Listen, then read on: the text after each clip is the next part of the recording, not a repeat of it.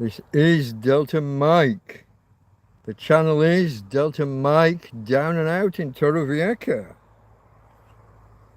I won't run through all the synonyms for down and out. A tramp, a vagrant, an indigent person. I can't remember them all. A bum, someone who sleeps rough, someone who sleeps on the street, someone who sleeps in a field. I missed one or two there somewhere. I haven't got my notes in front of me for that stuff. But hello.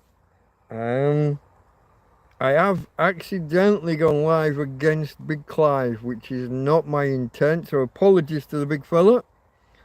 I set the stream up before I knew he was going live. I guess now I'm committed. Such is life. Apologies to Big Clive.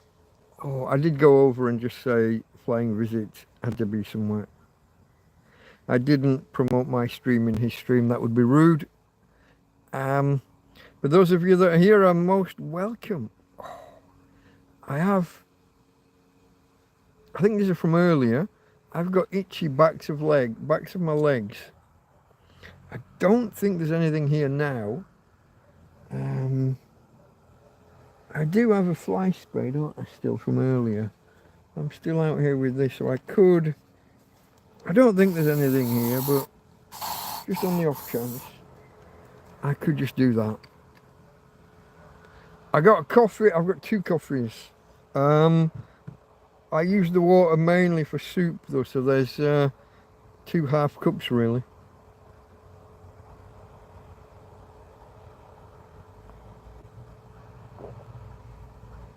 And that was almost finished. Yeah. How are we doing, folks? Anybody talking to me? I will go live chat. You want to have chat open, folks. This is a hangout. It's you and me just chatting. I have 0 topics pre-planned, which seems to be becoming a thing. Oscar. Hello. I saw that you'd emailed me, my friend. I'll have a read of that and respond if necessary after. I didn't have a chance to sit down and read. I feel like I've only had a quarter of an hour or half an hour in between the last stream and this, and it was getting a little bit quiet in the last stream towards the end. John on Merseyside, hello. Shame about the football earlier, eh? Crystal Palace, what the hell? Penalties though, what can you do? It's always random. Penalties are always random.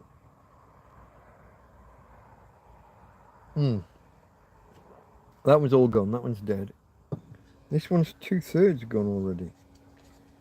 I guess I've already had some of this one.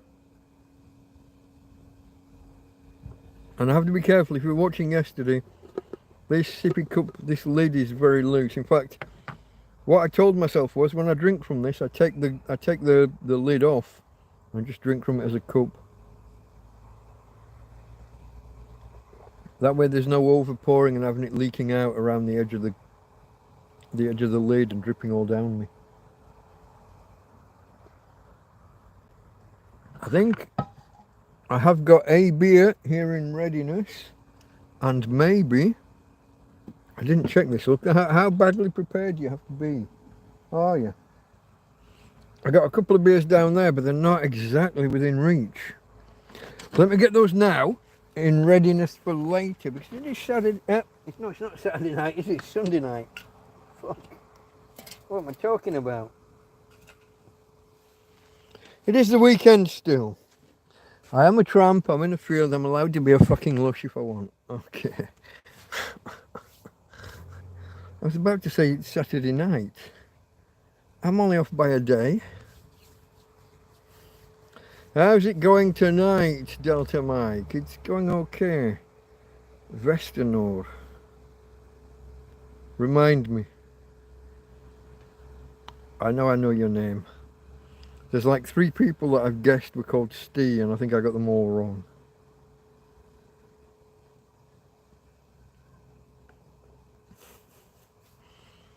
I'm bad at the whole name thing. It's going all right. I did the live stream earlier, the TrampCast proper, not talking about the week we just had, but talking about the one before. And I gave myself, I can't remember if I've given myself 3/4 of an hour or an hour in between the two streams. Then I realised that Big Clive's gone live in between. And I'd published that I was going live, so I'd committed. And I'd created the stream, so I've got to go live now. I try not to clash and go live at the same time as other people. Bernard. Hello, Bernard. To be honest, that doesn't ring a bell. I don't know if you told me that before, but okay. Hello. Westerno is Bernard. Hey, Tina.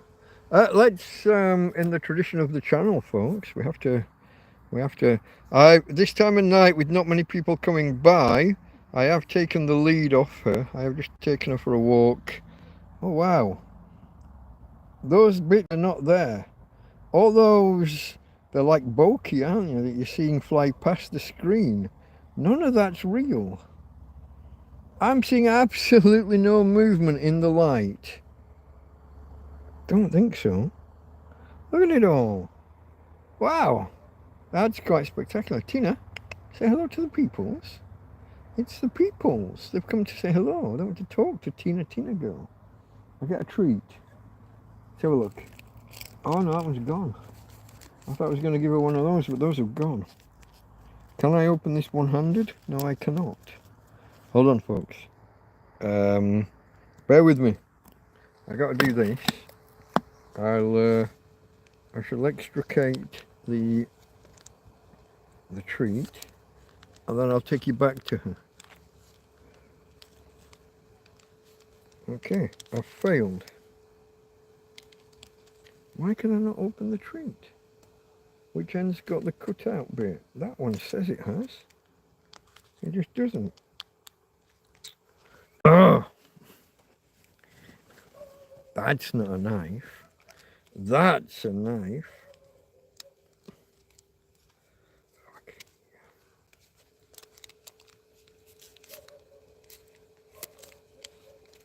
Okay. Is that the... That's the fly killer that's buzzing. Can you guys hear that? Do you hear the buzzing in the background from the tennis racket fly killer thing? Just wait. I got to bring the peoples back. Just let me get the peoples. We're going to go that way, we're going to go that way, we're going to do that. Then we're going to do that down to a Tina girl. And then we're going to fight me for it. You got a bite, yeah, look at that. Okay, it's not a tough one, this one. Whoa. You got to spend some time chewing it, don't just inhale it. And back in the day, we would do this, and she would obviously jump up. Now that's not an option, darling. I'm just torturing you, aren't I? All gone. It's all gone. Maybe later. We get another one later if you're lucky. Only for a good girl. Is it that? It was that. Okay, folks. Yeah, you know, the back legs don't work anymore, but she's lucky. She has her daddy to carry her around and take her where she needs to go. That's my job. Got to look after my girl, haven't I? That's what I signed up for. Kevin, hello again. Greetings from Dublin. Hello. Is that audible? The fly killer thing. I am Bernard. No, you haven't introduced yourself before. Okay, folks. Let's. We got 11 people in the house. Folks, make yourselves known in chat. Come and say hello. That's the whole point of a hangout. We are just. It's you and me. We're just going to chat. We're going to chew the cud, chat the shit, shoot the shit, whatever the fucking phrase is. We're not going to chew shit. That's a 2 girls 1 cup kind of. No, we're not doing that. That's different. That's a different kind of stream. You have to go to OnlyFans for that one. Whoa. Okay, we got something and then it went quiet. Oh, now there's flames in the bottom. Okay, that's fun. Whoa! Okay, I see your wings and everything. Okay, that was interesting. Hannah, hello again. Oh, and the smell coming from the tennis racket killer of flies and moths. Something with wings was just lodged in there. I was watching it cook. 50,000 volts. Yeah. Who knew? Hello everybody. Hello. Come and say hello in chat. Come and talk to a tramp. It is Sunday night. I thought it was Saturday night. It's Sunday night. I knew that really. Because we did TrampCast proper earlier, didn't we? Coffee is almost all gone.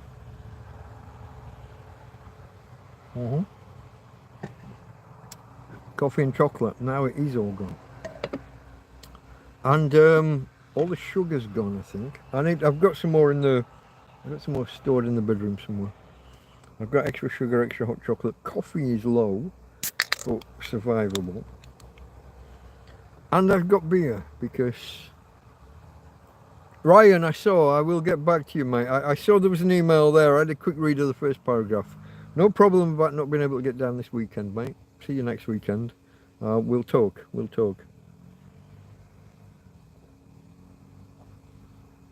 Remember when there was just 3 channels on TV? BBC One, BBC Two and ITV. Yeah. I do indeed. I remember Channel 4 starting. And then later Channel 5 starting. Oh. And then all the others when Sky came along and all these other people had 50 or 60 channels. I remember those days, yeah. And the people that had Sky TV fell into 2 groups. There was the really well off who could afford it, and there was the really poor who were at home all day unemployed and so spent the money on entertainment. Don't stammer. I lived in a very poor area of Lancaster. Me and my wife started a youth club. Well, we started a campaign to get a youth club. And we went around, God, this is how naive we were and how naive I guess the world was at the time. We went around knocking on doors asking people if they'd got kids. And they'd tell us. And they'd tell us how many. Sometimes they'd tell us the names, you know, like whether they're male and female, boys and girls, what age. We just got this list. And then we approached the council, the local authority, and said, our area has a lot of trouble with kids misbehaving. We'd like to start a youth club. We were uni students, this was the early 90s. No, it wasn't. It was the mid-90s. And yeah, we went from there. We started a campaign. There was a council building that wasn't being used. And next to it, there was this whole estate that was being built. It used to be a hospital and hospital grounds. And they were building houses there. The local authority managed to finagle the builders that were building to do up the building that we wanted. So it was a council building but needed work.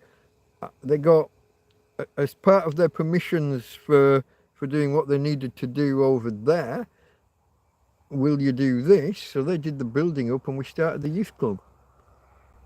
Youth club, community centre, mothers and babies, toddler groups, all the main impetus was the young people, the youths. But yeah, no, fun times. But yeah, back Ready Fusion, where you had a slot in the TV and you'd put a 50p piece in and twist the knob and a little money box on the back of the TV. Rental TVs, but not even rent, but a slot, coin operated. Whoa, that's the same spot that just went off before.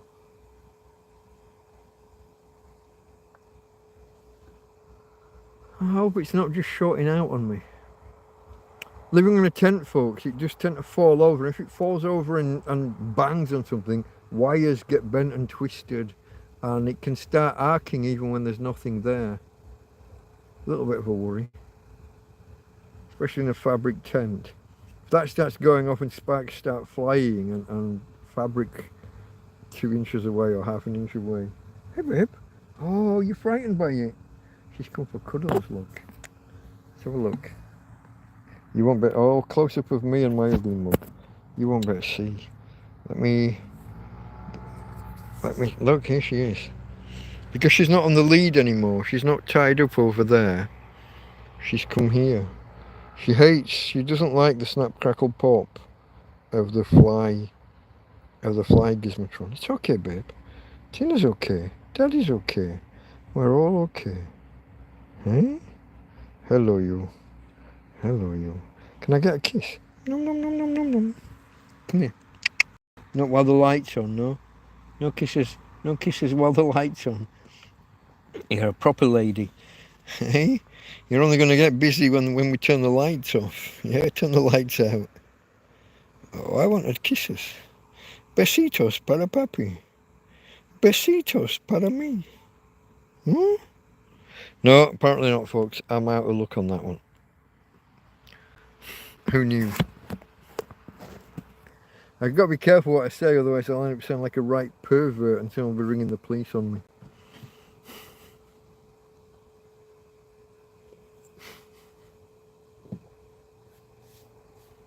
Still concerned at the amount of noise this is making.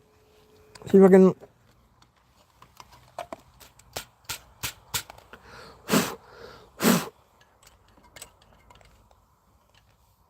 Oh, it's fizzing still. Could be the moisture out of the air. It's quite a damp night. Everything's wet already. Dew. Oh! Extreme close-up of the face, folks. Extreme close-up. My apologies. I wouldn't wish that on my worst enemy. A close-up of this ugly mug. What do we got? A ready fusion. Okay, folks. 13 people in the house. Only five. Five with a TH. Five thumbs ups.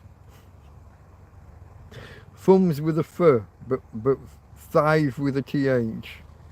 Fuck. Can't take me anywhere. No. Just peoples. Just peoples. As long as they keep on going and don't stop and go in our tent, it's all okay. I don't know, folks. Has anybody got any topics to talk about then? I thought we'd overrun things when we did the TrampCast earlier today. What did that do? About 5 hours. Mainly just too much chat and not enough getting on with talking about the job at hand, the week we were supposed to be talking about. I had whole days with no notes, or with only one or two notes for the day. Cloudy start, cloudy but really warm. And that was it for the day. What am I going to talk about? Tina broke the tent. And that was it for the day. I thought, how am I going to pad this? How am I going to keep going and do like an hour and a half or 2 hours? And I end up doing like 4.5 or 5 hours, whatever it was. No idea how. And then, of course, at the end of the stream, YouTube throw away the thumbnail. So when I've created the stream and advertised the stream, it's got a thumbnail. The moment the stream ends, YouTube switch back to the default thumbnail, which isn't going to attract anybody in. And at the minute, my default thumbnail is Clippy because of an online campaign thing that's going on at the minute, as explained earlier today. But that's not going to bring anyone in. After the stream ends, I want other people to think, oh, there was a live stream, I've missed it, maybe I'll catch up. Not if you just got either the little picture of my head or the little picture of Clippy, the paperclip from the 1990s. I think 90s. Don't know. What are you going to do with that?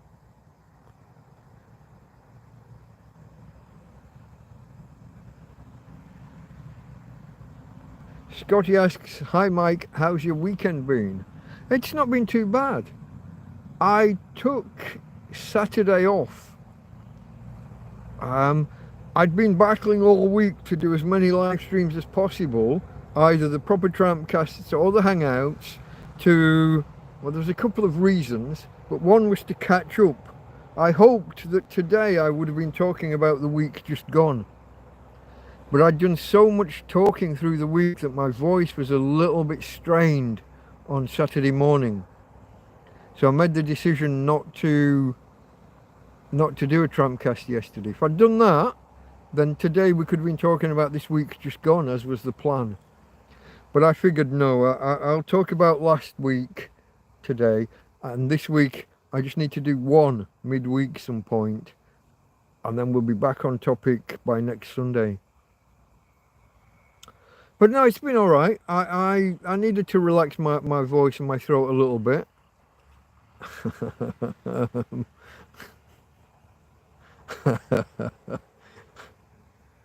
I have been to the shop twice this week to buy cold beer. I don't normally, I've never done that prior to this week. Other people have brought me cold beer. I've never gone and bought, I've gone there and bought beer, the Chino Bazaar at the top of the road. I usually go there like on a Thursday or a Friday to get the booze in for the weekend. This time I've been a few times to get cold beers. And it's not as expensive as I thought it was. I thought he'd put an extra 30 or 40% on top of the beer. He puts an extra 10 cents on. Which, when the beers are only 40 pence each, is quite a bit extra. But it's still only 10 cents extra even for the proper branded beers, the Maus and the Estrella and what have you. So it's a 10 cents, it's a flat fee per bottle, per can, per whatever. 10 cents extra for cold. So it's not as bad as I thought it was. Other than that, what's the weekend been? It's been quiet, it's been hot, it's been humid. Managing temperatures. I got a few fussy neighbours that keep what would you say? I don't want to say hassling me. They mean well, but they're not helping. They're just injecting themselves and fussing and kind of demanding that I do things. Oh, you got to get a vet. Take it to the vet. Get the vet. Yeah, okay, how? How do I get there?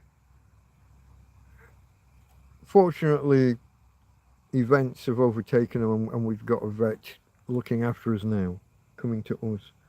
But people, even people that mean well, can be fucking annoying sometimes. Sometimes more so than, if someone's just an outright dick, you can kind of either smack them or turn your back on them and forget them. When they're actually being nice but annoying, it's more difficult to get rid of them, isn't it?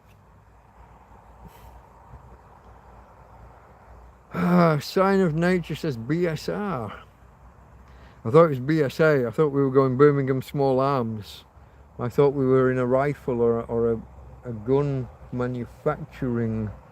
Where'd that go? A blue light started to go past and never came out the other end. That means there's a cop up the top of the road somewhere. Came by, it hasn't gone past. That's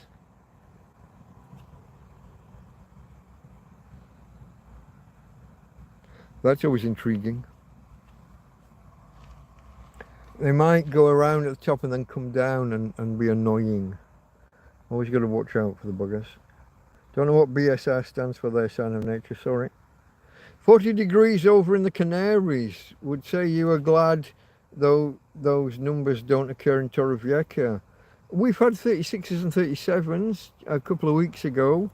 This week was forecast to have them again, I think, but then at some point they slacked off with the prediction was downgraded. Yeah, 40's crazy hot. And then I live in a polytunnel, don't I? My tent is basically a greenhouse. It'll be 10 degrees hotter there, maybe a few degrees cooler down on the ground.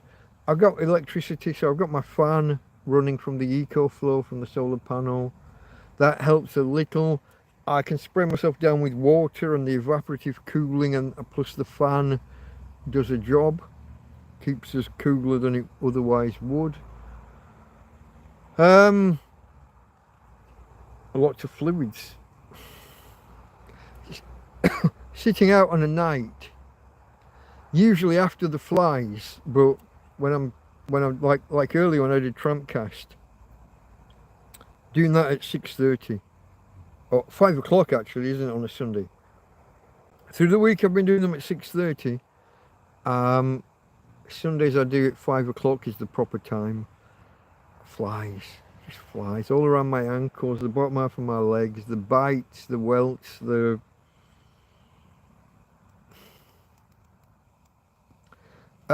on nights when I've not been doing TrampCasts or TrampCast Hangouts, I'll come out here and I'll sit out here. I sat out here last night until 3 or 4 in the morning. I fell asleep in the chair. I don't actually know what time I went in the end. I was kind of slumped asleep in the chair. I woke myself up, took her ladyship for a quick walk, put her in, and then I had to come out and 2 or 3 trips backwards and forwards to take all the gear back inside and get set up. Put the EcoFlow on the bed and charging the phone and the tablet and everything. But yeah, it's always entertaining one way or another. Can you see over here, look? Do you see those lights over on the bed? There's 2 strings of solar powered like LED, I don't know whether they're meant to be garden lights or Christmas lights. The coloured ones will be, are you allowed to say coloured? I got in trouble for saying coloured a few days ago.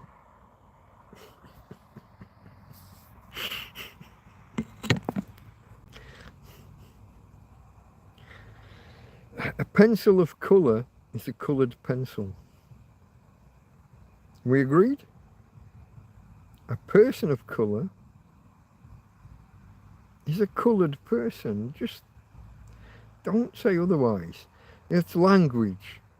We can put the adjectives or whatever the fuck, we can put them before or after.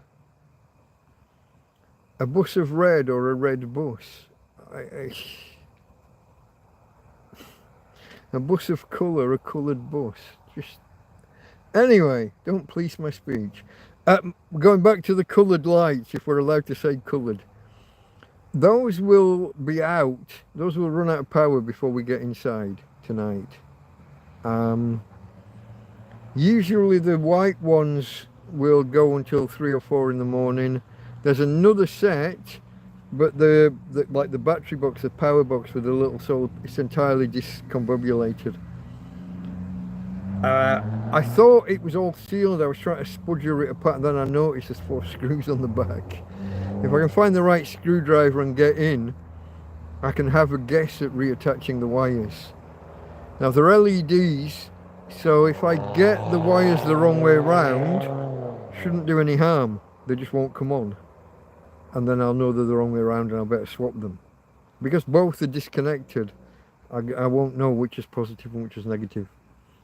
But I should be able to fathom something just through trial and error. Like I said, because it's LEDs and because they're going to be low voltage, I don't envisage there being any harm if my first attempt is the wrong way around. It's going to be 50-50. But I'll have a go at that, because the other ones are colourful, coloured, and they stay on most of the night, almost all the way through. In fact, they do stay on through till morning. I've had one charge, 1 day of solar, keep those lights on 2 days, 2 nights at least. They turn off, as soon as it's light enough, they turn off in the day.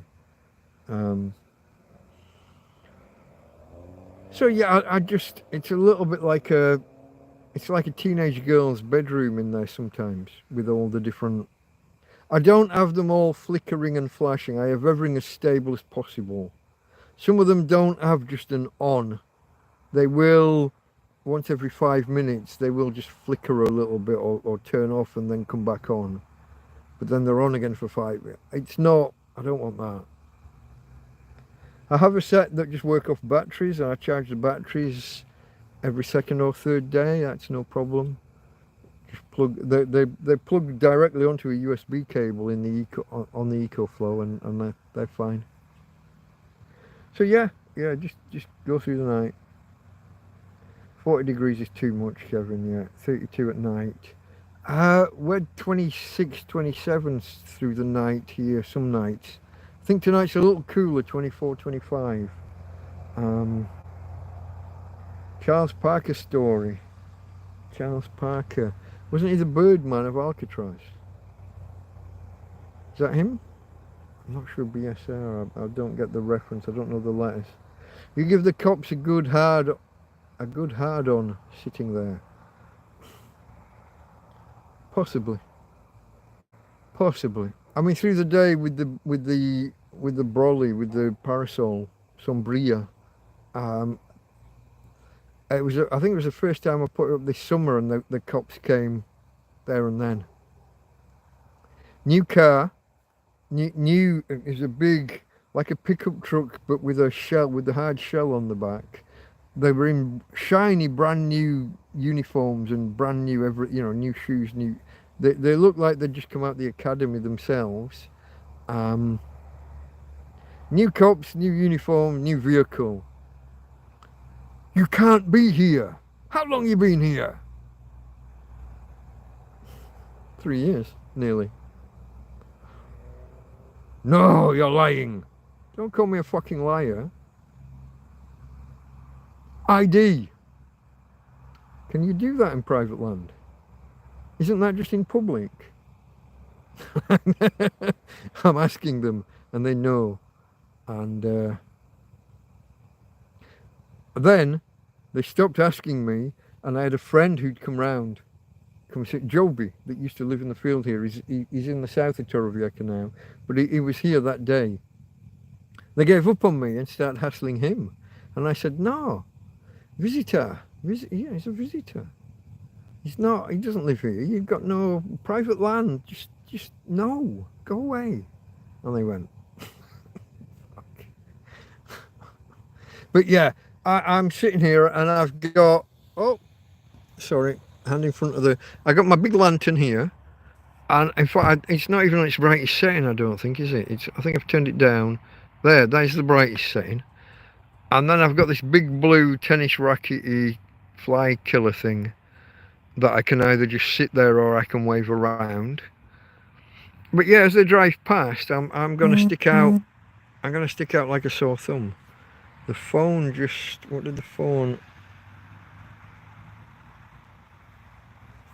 Nothing important. Just news. Oh, and I got a reminder that. Yeah, there's a calendar reminder about something that's important to me, but you don't need to know about. That's private between me and my friends.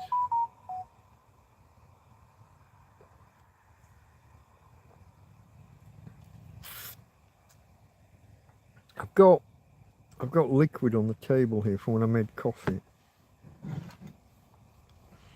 and my tablet's not in the right place because there was water on the table. So we're going to clear the water up, move the tablet around, then I can put my beer where it needs to be, within reach. Fuck. Okay, folks, what else we got? 38 today. Okay, forecast 41 here for 3 days, then 37. Oh, it's Roger. Yeah, hello.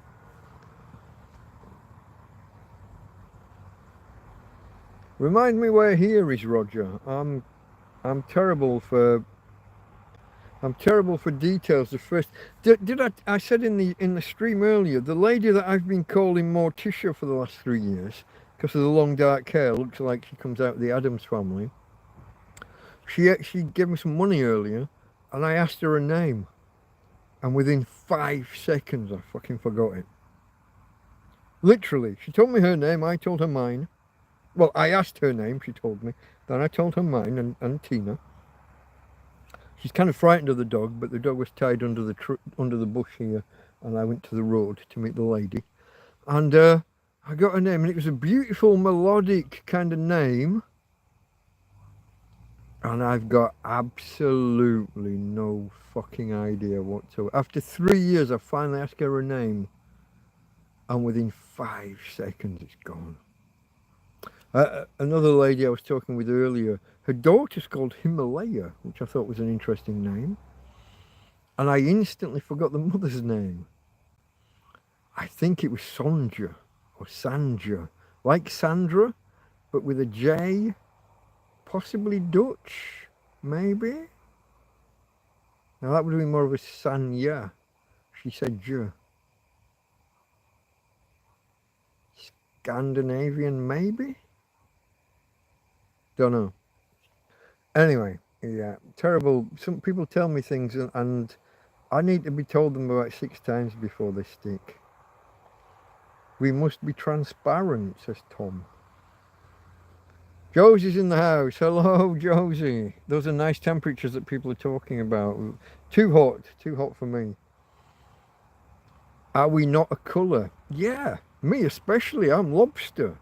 As soon as the sun shines on me, I go bright fuck off pink or red. There's video of me from a year ago. My t-shirt slides down slightly and there's a white line, and then everything above is fuck off lobster. Everything. I'm trying to, why was I watching it? It just popped up on my timeline and I thought, click. There was a reason. Something about the title or the date of it. I don't know. But I watched it, and you know me, once I start watching me, I can't stop. I am a bugger for it. I'm fascinated by me. It sounds bizarre, it sounds egocentric, it sounds silly. If I watch 5 minutes of one of my videos, I'm going to watch that video to the end. 3, 4, 5 hours. Even if I have to do it in 2 sittings. Because I can't believe that I can do this shit. I can't believe I can sit here and talk to it is so not me. Anybody who knew me from the before times would say never. The lady that I stayed with after I got kicked out of my apartment, the lady who eventually said, look, you're going to have to go, made me actually homeless in the end. I'd suggested maybe I might like to think about, I said I'm good with computers. I used to do websites. Maybe I could do YouTube. And she said, no, you've got to have the voice for it and you've got to have the personality. You've got neither. Charming. How's that working out for you? You haven't got the voice for it. You haven't got the personality. Okay. 1,600, almost 1,700 subscribers later. I don't know, folks. It would surprise everyone who knew me.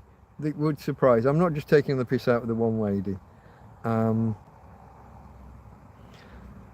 Sign of nature, you are freemen of the land, impossible to be deported. Enter their legal courts, no paperwork, no license to camp tramp. You know we disagree on this shit, you keep winding me up with it. Free man of the land, sovereign citizen, I reject your laws, they're all based on contract law and naval law, and I'm not in the, I never agreed to the contract and I was never in the Navy. Take your laws and screw them, they don't apply to me. I'm still waiting for someone to get away with it, my friend. I'm still waiting to see it happen in reality. Near Seville, okay. Sonia. I think she said it with more of an A. I think, because to me, I think I made a mental note. It was like Sandra, but without the D and the R. So I'm not quite, but I'm only remembering that after the event because my mind went blank straight away. Here's Karen. Karen's in the house. That was at 11:11. I'm only 3 minutes behind, folks. With a J is Dutch. Could be. It's possible. I'm not ruling it out. She has got that kind of accent, but I can't always. My ear isn't good enough to place accents. Some of the Norwegians, well, all of the Scandinavians have an accent that to my ear sounds similar to Dutch. You only get that J sound usually with a D in front of the J in Dutch, as I understand things. Otherwise, usually it's more of a Y. So that would have made it more of a Sonya, Sanya. I don't know. My understanding could be wrong because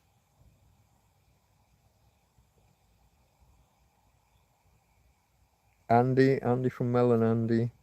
Hello. There was a message further back. It's jumped forward again. Hello from the Scottish Highlands. Same with names.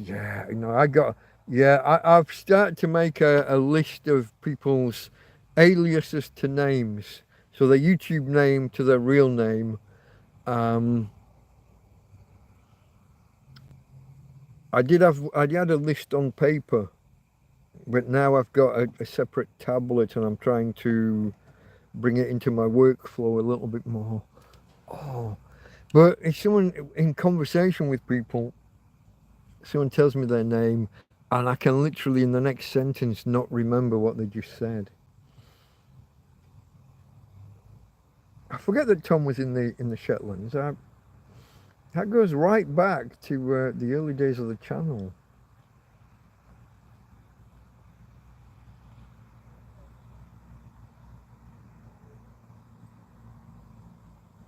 Wonderful rainy night. And you're in a van, aren't you? Like a camper van or a caravan. So you're going to have that cat on a hot tin roof thing going on with the with the rain. Maybe she got her name wrong. Yeah, it could be.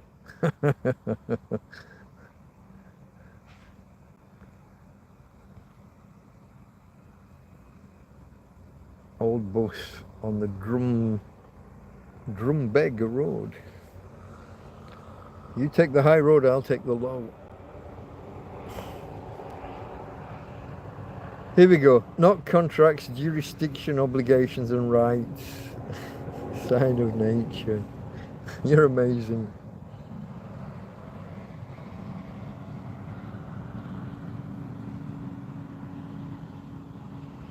Western Road.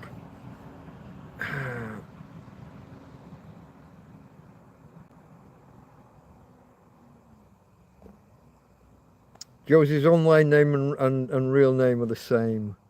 Mine used to be. My business name was my name as well. So there was no hiding from people. There was no messing. My name was above the door. Literally, my name was on all the paperwork. It was first name, last name, limited. First name, last name, consultancy, limited. There was no, and everyone knew this guy's not going to be ripping us off or anything because first name, last name, consultancy limited. His name's right there. There's no, I'm not a Karen. Oh, fuck.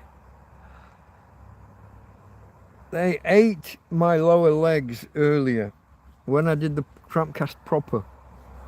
Oh.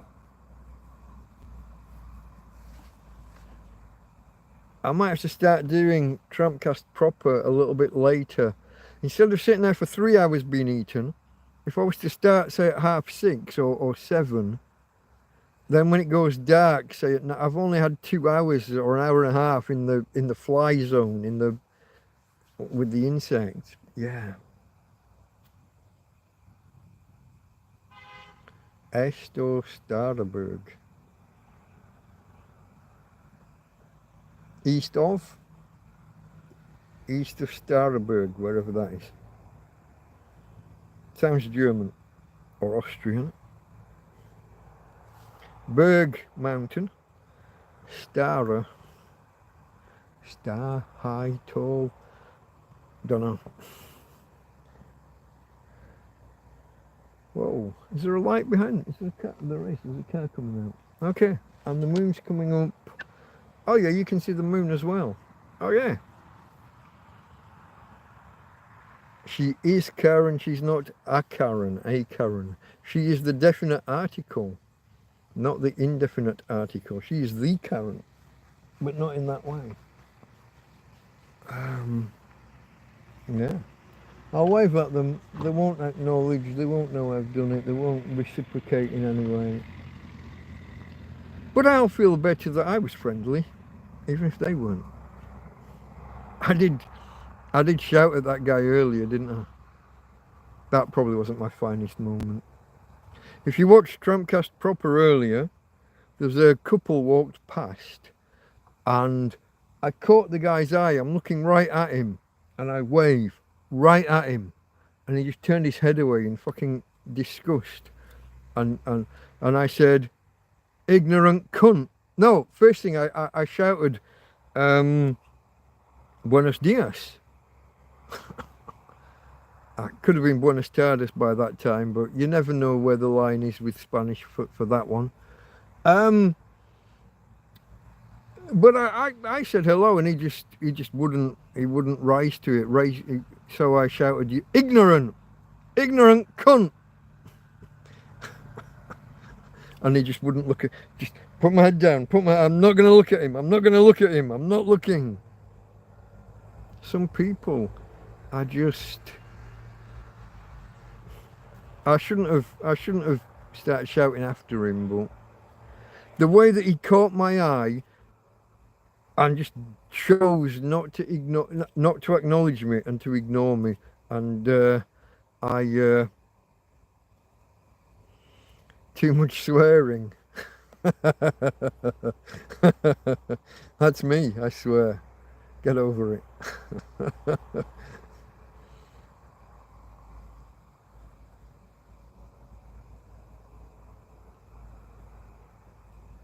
You've got a good face for, is that meant to be radio? I do, I have a perfect face for radio.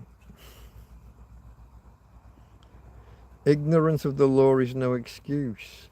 Except when you're a policeman, and then you can be as ignorant of the law as you need. They're the only people under the law that are allowed to be ignorant of the law. They can make an honest mistake and it gets forgiven. You get pulled over for something you didn't even know was a law. Look at the bloke who he's walking home from his allotment. And he's carrying like a toolbox. He's got a trowel and a fork and a knife and I don't know, some other little hand tools in a bag or a toolbox or whatever. Now the law says you can't be carrying bladed implements with like a fixed blade above a certain. You know, you can't have blades above a certain size. They definitely shouldn't be fixed unless you've got a valid reason. So a butcher on his way home from work who's got a roll with all his knives in, that's allowed. That's allowable as long as he's going directly home. Don't stop off at the pub and get drunk and 5 hours later stagger home with a bag of knives. But if you're going from place A to place B on foot, in a car, public transport, whatever, you can have machetes and all sorts. You got them in a tool bag of some description, as long as you have a valid reason and it's legitimate and real. And they prosecuted this guy anyway. They did him for a bladed implement, and I think it was a trowel. It wasn't even a fucking knife.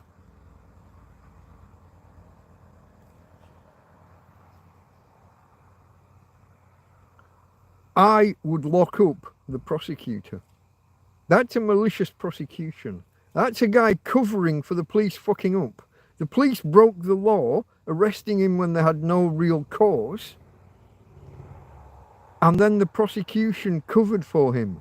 And if the judge finds him guilty, that's even more fucking nonsense, and they all want locking up, everybody involved. The copper who arrests you, when you get to the station, the copper who arrests you tells a guy behind a desk why you've been arrested. That guy is called the desk sergeant. And desk sergeant, and also there's another word. He has a legal duty to check and to verify that the arrest is legal.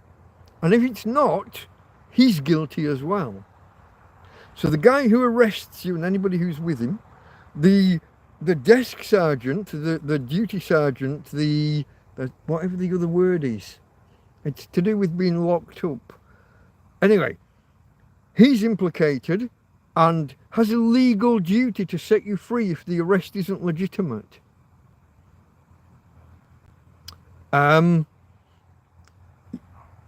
So you've got the arresting officer, anyone with him. Then you've got the guy behind the desk, custody sergeant. That's the word I was looking for. The custody sergeant is duty bound. He can't just rubber stamp what they say. He has to verify for himself that those details are a crime and that it's legit. Guy walking home from his allotment to his house with a trowel, not even in his hand, but in a tool bag or whatever. Is a trowel really a blade? A little hand shovel. Is it really a blade? He's not wielding it, he's not threatening anybody, it's in a bag, he's walking from A to B, he's going direct. So the arresting officer, any officers with him, the custody sergeant or desk sergeant, however you want to refer to him, then the prosecutors, before it goes to court, the prosecutor has to look at the facts and decide it's in the public interest and that there's a real case. And then it goes in front of a judge. Any one of these people at any stage could stop this going ahead and have a legal duty to stop it going ahead if it's not legitimate. So if you get to court and get done for that shit, that's all those people, I'd be locking them up. 7 days for contempt of court, for malicious prosecution, for whatever. Between 7 and 30 days, each and every one of them. Different amounts for however much you think each one of them's out of order.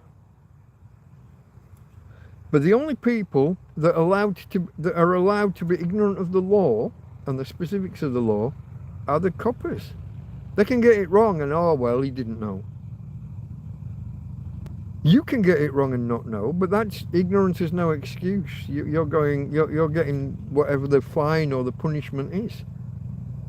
But cops, oh, you can't expect them to know every law. Yeah, I do. I expect them to know every law that they're arresting me for. If they don't know it, don't arrest me for it. There's a guy online called AB, Auditing Britain. He has a habit of saying to them, you have the right to remain, he says this to the cops, you have the right to remain silent. You have the right to call a superior officer. You may contact a lawyer at any moment. He goes off. Because if they're on uncertain ground, they have people available to them that they can contact. They can contact the prosecutor's office. They can contact a superior officer. They could contact any lawyer they want. So he gives them the spiel. You have the right to remain silent. If you give up that right, anything you say, I will fucking use against you. And, yeah. On the Criminal Justice and Courts Act 2015, Section 26, you can legally arrest a policeman for impersonating a constable. Try it. Every policeman's a constable, no matter what their rank, which is why the chief constable is still a constable. So inspectors and sergeants are still constables. They have the warrant card. They've been given the powers that they've been given by the Crown. You can check their certain powers on the back of their warrant card or whatever. It just usually says has the right to act as a constable, as a sergeant, as an inspector, as a chief inspector, whatever.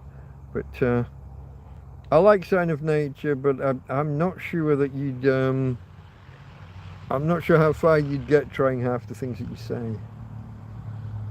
Piss on one leg and see if it works.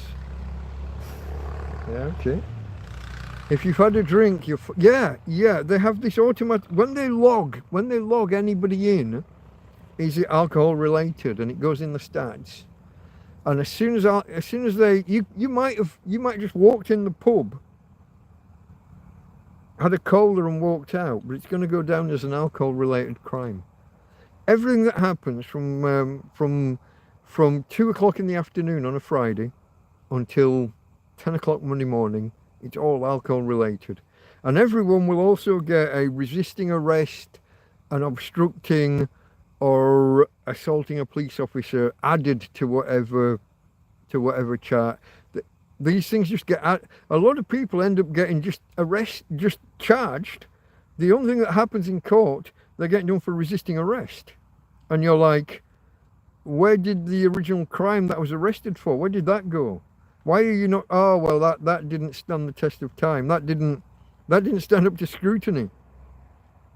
Okay, so you arrested me for a thing. You now claim I resisted arrest because that thing wasn't real. You're now admitting it's not real and wasn't really a crime. But you're doing me for resisting the arrest for that non-crime. Make it make sense.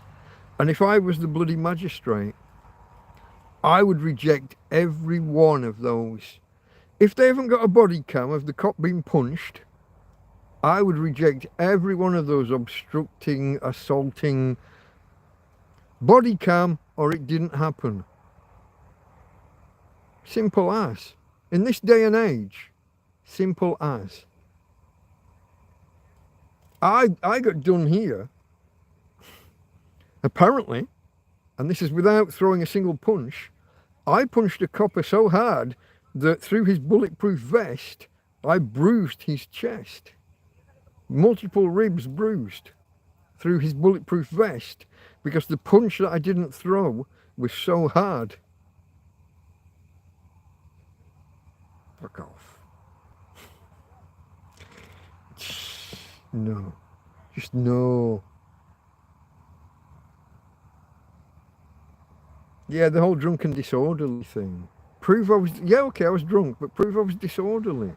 Camera or it didn't fucking happen. Show me lying in the road, blocking traffic or something. In what way was I disorderly? Because you said so. Fuck off.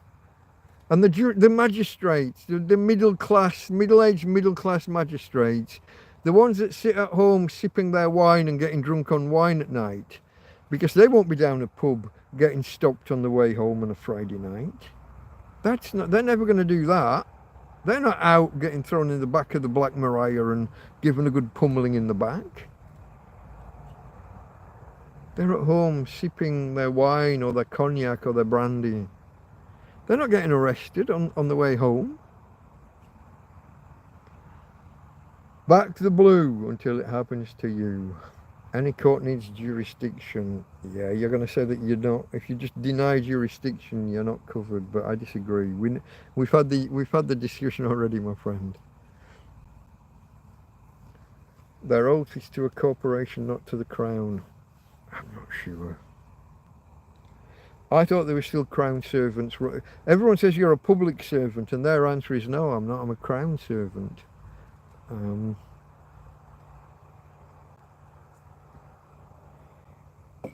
I don't know. I go off on a tirade as if I'm against the police. I accept we need a police force. I just wish they were better at their job. I wish they knew the laws more. If you watch these auditors, so a guy just walks through town with a camera, and before long someone's going to ring the police and say there's a suspicious guy standing outside the bank with a camera. Or walking down, this is such and such a jeweller's on the high street and there's a man standing outside with a camera. Somebody before long he's just going to ring the police. And the police come up to the bloke and just talk a load of crap. You can't record in public. The same law that lets them record lets you, but they don't know it. The only people that are allowed to be ignorant of the law are the police. And so many of them know none of it. They don't know. So when they come up and start talking to you, it's called a consensual conversation. You're allowed to decline that conversation and just say, no, I don't want to talk to you. If you said, no, I don't want to talk to you to anybody else and just turn your back on them, that's the end of the conversation. Try doing that with a copper. They're not going to let it go. They don't understand the difference between a consensual conversation, a detention, an investigatory detention. That's where they tell you, no, you can't leave. But they can only do that if they've already got some evidence, some set of facts pointing towards a possible crime. It can't just be some random hunch. It can't just be, I want to stop you, therefore I'm going to stop you. That's ego. They can't do that. The next step is after the investigatory detention, if they develop a further set of facts and an additional set of facts that leads them to positively believe you have committed a crime. So there may be a crime and there's a set of facts that point in that direction. Now I'm fairly sure there's a crime. That's probable cause, at which point you can be arrested. Most cops do not know the difference between these three stages. Consensual conversation, investigatory detention, and arrest. If you talk to them about detention, they'll say, no, I haven't arrested you. No, I didn't say you had. I said you've detained me. As soon as you stop me and tell me I can't leave because you want to talk to me, that's detained. You have arrested my progress along the highway. You have now not arrest as in handcuffs, although they do that as well now. They stop you for a search and put handcuffs on when they've got no right. Officer safety, officer cowardice, more like. But yeah, let me backtrack because there's a few comments come in. Okay, those Sign of Nature is 1972, Corporate Company Act, 97 by Blair. Josie asks, how is Tina doing? There's no improvement, but she's all right. She's herself. Let me, they've hidden the torch. You've got to go further for it. Look at her. Here's my girl. I've taken her off her lead so she's free. Normally she would be tied under that tree through the day while people are walking past. And I take her for her walkies every now and again. But at night there's very few people coming past. She can't get anywhere. The back legs aren't working, but she can't get anywhere. So she just lay here. And I gave her some treats earlier. If I just say the word treats, she'll probably sit up. Maybe not. She's waiting to see her Auntie Karen in a few days. Hey, babe. Oh, she's ignoring it. She's fast asleep. I like to sneak up on her and tickle her belly when she's like this. Okay. I won't. The bright light might disturb her and wake her up. I won't do that to her. Unnecessarily. Did I? I think I turned it down before. Okay, I'm about 3/4 of the way through this can.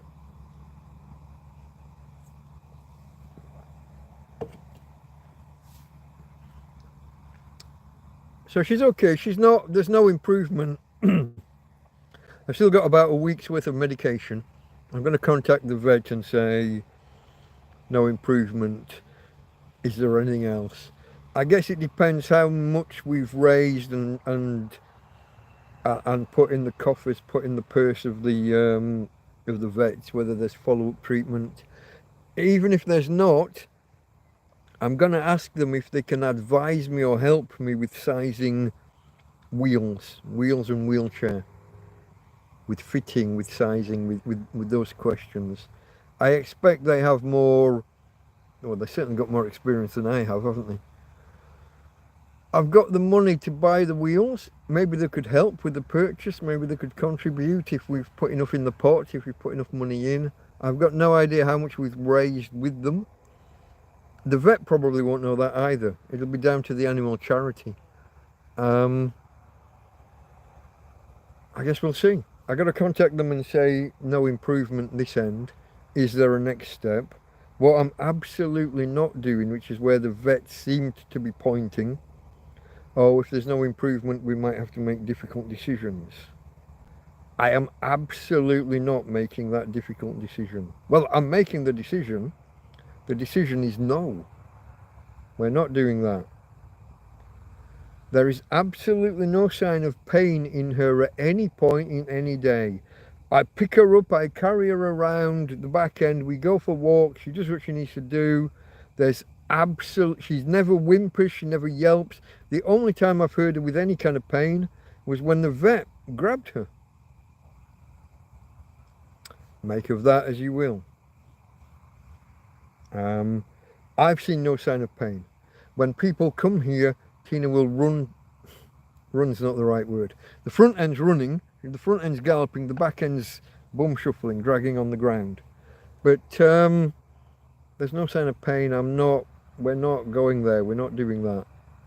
We'll look at other options. Wheels is the next. For me, wheels is the next option, or a second opinion. Maybe another vet. Maybe this vet's got a follow-up treatment. I've no idea. But there's nothing wrong with Tina as far as I can tell. Well, I mean, the legs aren't working. There's something wrong, but there's no pain or anything. Let out in the morning without charge, but they fucked your evening up. Yeah, sometimes the process is the punishment, even if they don't charge you.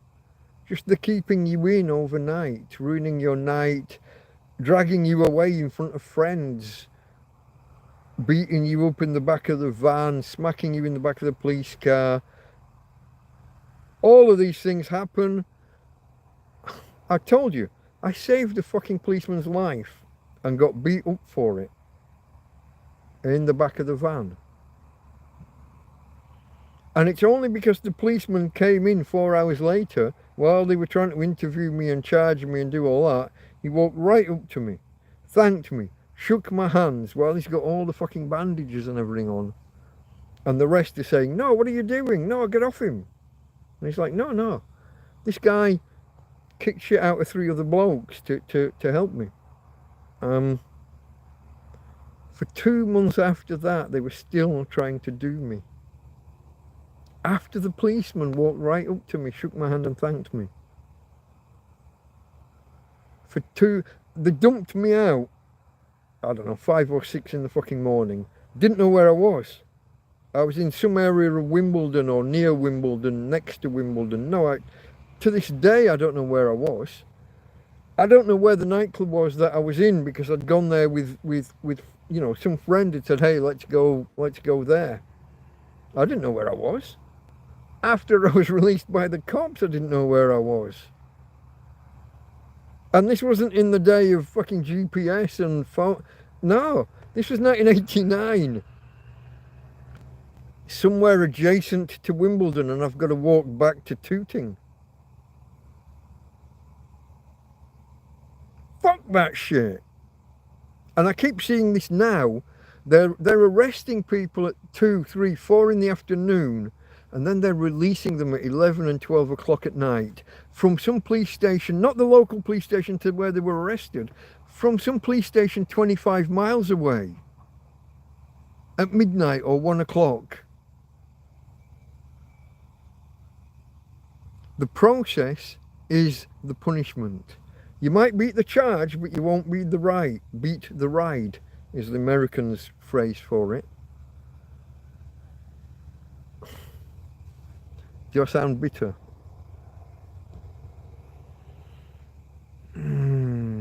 Bloody kids with the power. There's a lot of ego amongst coppers, yeah. This is a worldwide phenomenon. And I think it's got out of hand the last 20 or 30 years. It used to be that the police were ex-military and had a sense of discipline. Their own discipline, not just we will discipline you, but they had their own internal discipline. Nowadays, it attracts a lot of ego-driven people who are looking for the power to be able to, I told you to do this, that's a legal order, that's a legal command. It's not. You see so many of these, America's terrible for this. They've got cops that they just grab someone and tell them to sit on the ground when the ground's wet. Sit on the ground, sit there. Who the fuck are you talking to? Sit on the fucking ground. Get fucked. Not a dog. I wouldn't... I'd probably be dead if I was in America. They'd have shot me by now. Akadaka's in the house. Hello, my friend. How's Australia doing? It was cold the last time you said, I think. Yeah? How's the temp there tonight? 6 degrees here this morning. Got your beanie on. Australia. You're what? You're at the back end of winter, yeah? Headed for spring soon. Yeah, I guess it's going to be cool, isn't it? Yeah. Do you take part in this kind of alternative Christmas that they do?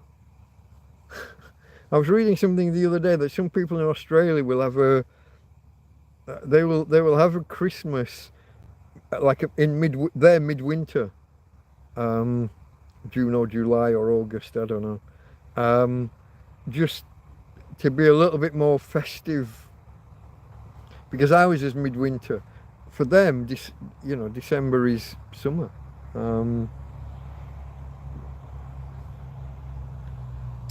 It's about 23 or 24 here right now, I think.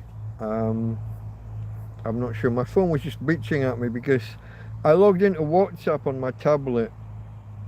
Okay, it's not telling me the temperature now. It's telling me tomorrow's 33. It won't tell me the temperature now. This one might. Hold on. Hold on. Wait a minute now. Oh, it's wet. Everything's wet. Dew. We've got a lot of dew. It's a damp night. It was a very humid day, and of course once the air has got all that water in it, then it cools down at night, just deposits all of the water out. So let's see if I can I make the tablet dry enough to actually work. I can. Click there. 28. 26. I haven't got the other lens up. Is that in my pocket maybe? Oh, maybe it's in my pocket all along, folks. Possibly. I picked up a brush earlier while I was out. There was a little brush just lying in the street. Oh, there's a safety pin. There's a little brush. I've got a poo bag. No, the lens isn't here. That's probably by the bed inside. Check this side. No, it won't be this side because I've got a rock. The last couple of months I've been carrying a stone. Don't ask. Be prepared. Click and out. Okay. No, I think it says 26. It does. If I squint hard enough, I can read that says 26 degrees right now. It did say 28 when I first went in, but I think it was waiting to update. That's not bad though for whatever time this is. Is it midnight yet? 10 to 12. Oh, there's a... Oh, okay. I saw a message with the phone symbol. It's WhatsApp bitching. Do you know, like with Messenger and stuff, and back in the day with Skype, you can be logged in on multiple devices. WhatsApp won't let you. It signs you out of one to let you in the other. I got no idea what my fucking password is. And at the minute, these devices are 50-50 for when whether they bring up the auto login, the safe password login. Sometimes yes, sometimes no. I only know 1 or 2 of my passwords. I have a fixed prefix, and then the name of the site, and then a thing,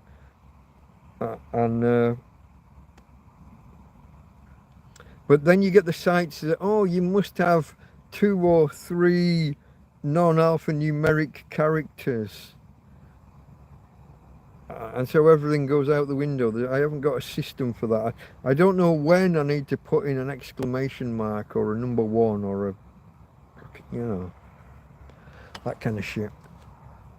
So they mess my system up. So I'm trying to use the Google Password Manager, but it's only coming up half the time. It's fucking right annoying. I said earlier how I was trying to update the operating system on the phone. So it's Android, is it 15 or 16? But then it's UI, user interface 7.0, the Samsung shell, I guess it would be, on top of the operating system. I had to take the SIM card out of the phone. The phone wouldn't let me download the operating system over the mobile data. I could only do it through Wi-Fi. So I had to take the SIM card out and put it in the tablet, open the Wi-Fi hotspot, so that the phone could connect to the Wi-Fi hotspot from the SIM card, from the same SIM card that would have been in the phone ordinarily, and then I could do the updates, and then take the SIM card out and put it back in the fucking phone. Ridiculous. Now it gave me an option that future updates can be downloaded over mobile as well. So I shouldn't have that problem again. 2 months I think I've been waiting to get this phone updated, because it would only do it over Wi-Fi, and I didn't have a Wi-Fi. I haven't been anywhere that's got Wi-Fi. It's not like I'm sat in a bar and I can do it, or I can't just go home and use the house's Wi-Fi, can I? There is no house, there is no Wi-Fi. Ridiculous. Absolutely fucking ridiculous. Akadaka in Australia. I'm not sure where in Australia. Maybe he'll tell us here. Thomas, hello. In my case, last time they drove me 100 kilometres into the city and let me out on a Sunday morning with no bus connection home. The process is the punishment. It doesn't matter whether they bring charges or not. Picking you up, dragging you off, and letting you go almost in a fucking foreign country. 100 kilo. What are you meant to do with that?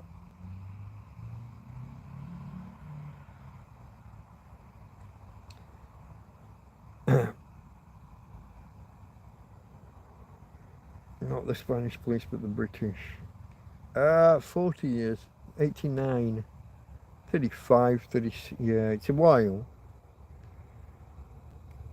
I was in a nightclub with a bloke and 2 girls. You know, we'd gone out, we'd had a meal, and then we went to a club, and it got raided. We'd got no idea why. We weren't doing anything wrong. We were entirely legitimate being there. We'd paid our entrance fee. We weren't doing drugs. There was none of that. It got raided, so everybody tried to head for the doors. The doors were chained. The fire doors were chained, locked, and the police came in.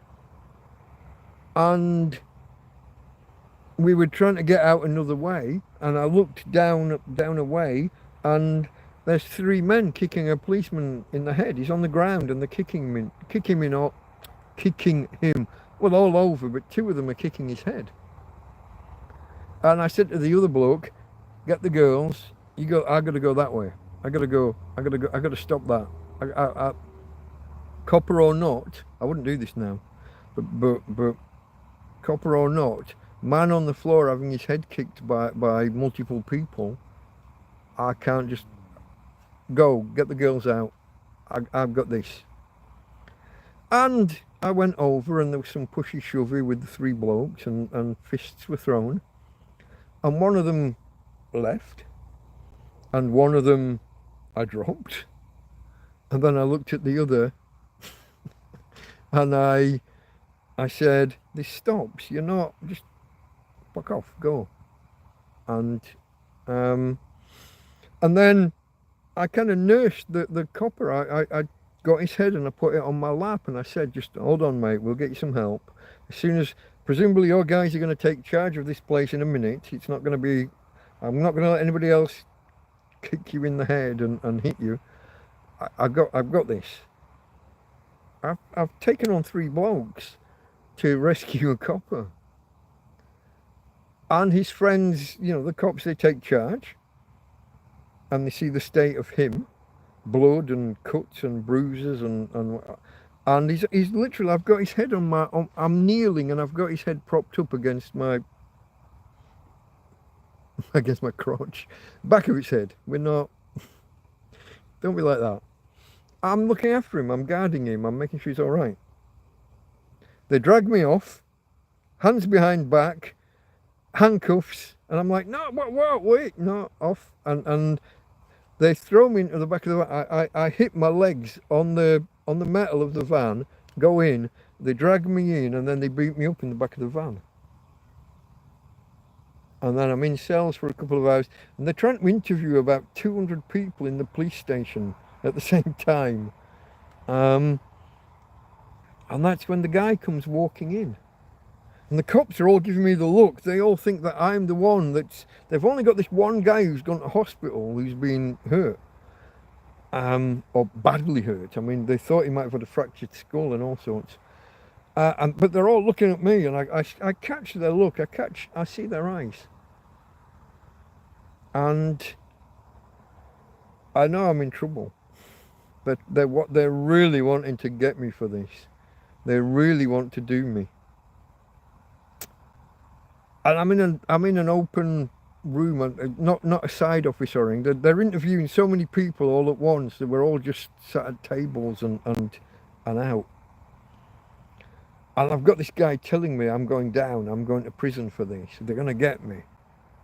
And the cop walks in with fucking bandages around and under and like you can imagine.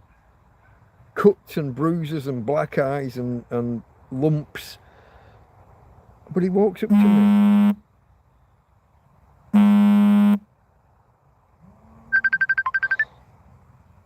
Frank, I'm in the middle of something, mate. Another time. Where was it? He walks up, yeah, he walks in to the place, and I'm looking, and initially I wasn't sure I recognised him with all the bandages and everything, but it was fairly, I told you I'm bad with faces and shit, but it was fairly apparent. But he walks up to me, and they're all looking, and he puts his hand out, shakes my hand and says thank you. Says he's never seen anything like it. Somebody just fronting up to 3 people. And yeah, in the meantime though, I've been given a good kicking in the back of the van. I've been held in the cells. They've all been giving me the look. They're trying to prosecute me. For 2 months afterwards, I'm getting letters about how they want to prosecute me. What did you say? 36 years ago? 1989. Fuck. What was that? 20? 21? I don't think I was quite 21. I was still 20. Yeah. Aye. Okay, Josie's leaving. Good night. Christmas in July. Yeah, that is an Australian thing, isn't it? That they're doing. Yeah.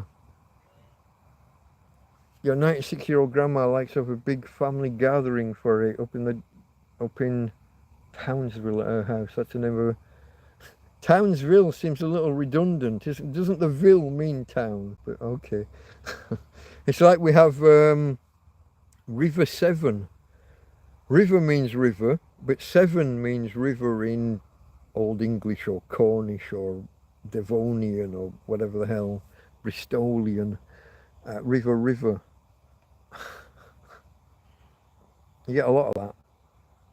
It's like Mount something berg. It's mountain. Albury. Okay.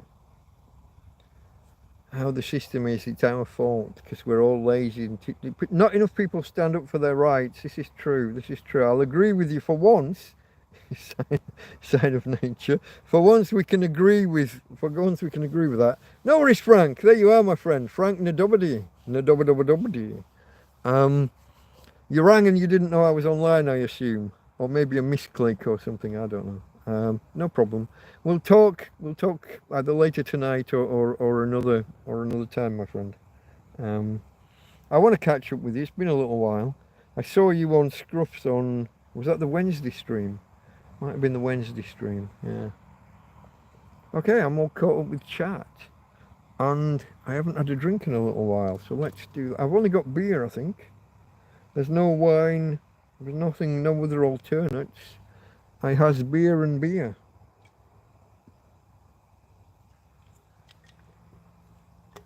And this particular can's almost gone. Oh, this was the backup can on there, so the others are down there somewhere.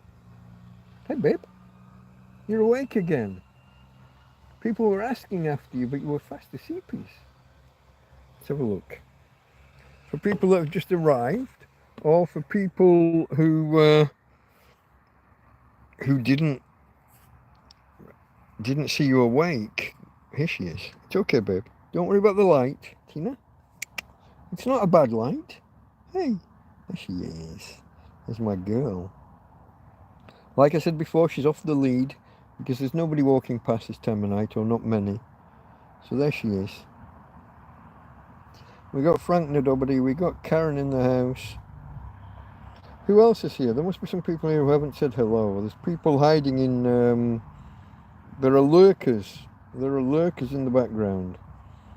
Akadaka, did I ever get your real name? Or do you want to just stay anonymous? Turn that off. Reverse that.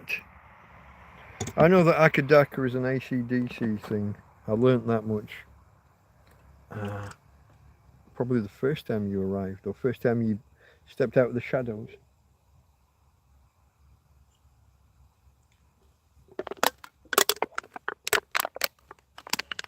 AC/DC the band, not the orientation. For anyone that was wondering, have I got... Yeah, they're in reach. They're within reach. Okay, folks. Everything here is wet. My tablet is wet through. Everything's wet. Chair arm wet. Everything's wet. I think this is why the fly killer, the tennis racket of death, I think that's why it's fizzing. It's probably what's the word? When you run electricity through water and you create hydrogen and oxygen. What's that called? Electrolysis? Maybe? You guys, the technical crew from Scruff Dog and Big Clive. Big Clive was on earlier. I clashed. He might even still be on. I'd already created the stream. Wasn't my intention to step on Big Clive's toes. Although really, I could make the argument he's stepping on mine. I do my TrampCast on an afternoon on a Sunday, and then I do a TrampCast Hangout most Sunday nights. So I could make the argument that he's stepping on my toes, but he's got 1 million followers. I haven't. To Big Clive, and to Scruff Dog, to the technical crew, the technical family, anyone who's here from those two streams. Cheers, guys. Cheers, a lot of you.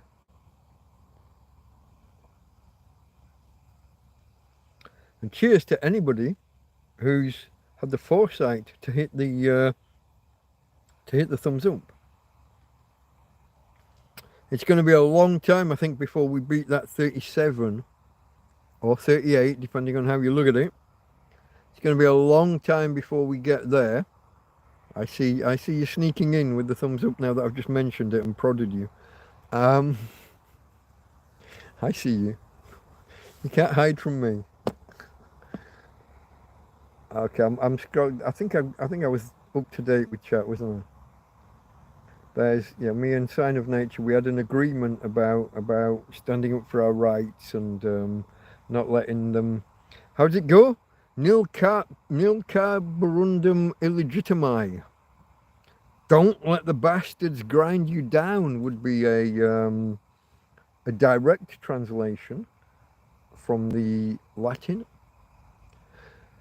Frank's on gin and lemonade. I can't drink. Gin is like perfume. I can't drink perfume.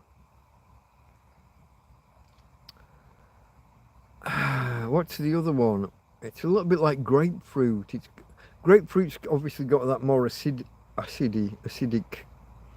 element, but very flowery and I don't know. Can't do gin. 36 here. 36. That's high. What did I say it was here before? Was that 26? Oh, you're still in daytime. Hold on. Whoa. Let me backtrack. 6 hours off. What is it now? 6 in the evening? 6:30? Where are you? Just after 6 o'clock maybe where Frank is. Yeah, the sun's still up where you are. It's night time here. That's different. Darling Tina, yeah, she's lovely. Karen's dog's on the way. Okay. Hold on. Haven't you got about 6 of them? So dry, it's unreal. It's been unreal where Frank is. Frank is in the north of Vermont, if I remember correctly, Frank. Correct me if I get it wrong. You're in Vermont. Farmer is Ontario, Canada-ish.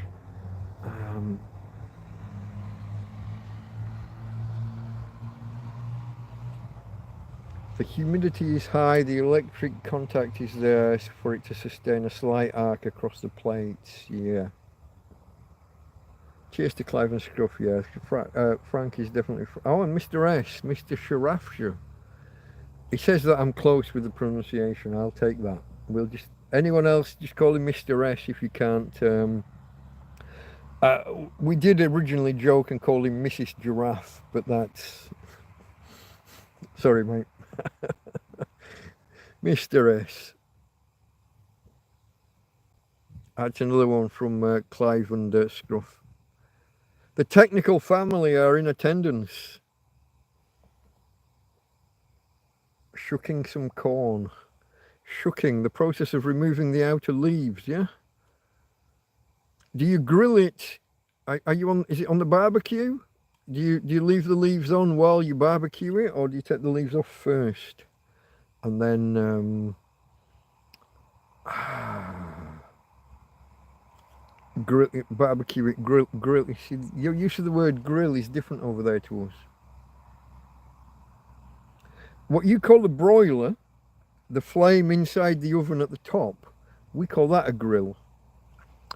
So when we make toast, we put it under the grill. And sometimes, in the old days, it used to be what we called an eye-level grill.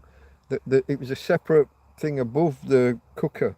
You got the oven, then you've got the hob, the gas rings, and up higher, you had a grill that you looked in. And we called it a grill, but the heat's coming from above, not below. But that was a grill. You guys in your barbecues calling everything a grill. And then the word, when we hear, most Brits, when they hear the word broiler, have got no idea what it is to broil. We have to translate, we have to use Google to, separated by a common language. You grill it with the leaves still on, and then you take them off. And is shucking taking the leaf off, or is that taking the corn, whatever you call them, the cubes off the cob? Don't know, my language, I haven't got the words. Barbecue, charcoal briquettes or wood. Gas is a grill where the big flame is at the bottom. Yeah, you see? All the different words for these same things or variations. Just the leaf off, not the kernels, that's the word. Okay, shucking is just taking the leaves off.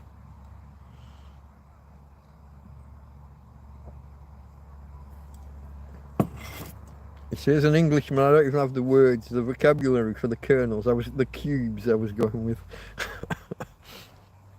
I know they're not technically cubes even, but they're cuboid, cubic or cuboid.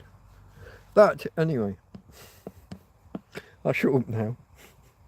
before I embarrass myself any further, I only know shucking from external hard disk drive. I don't know that one. Shucking with computers, I don't know. Might be a Dutch thing. Oh.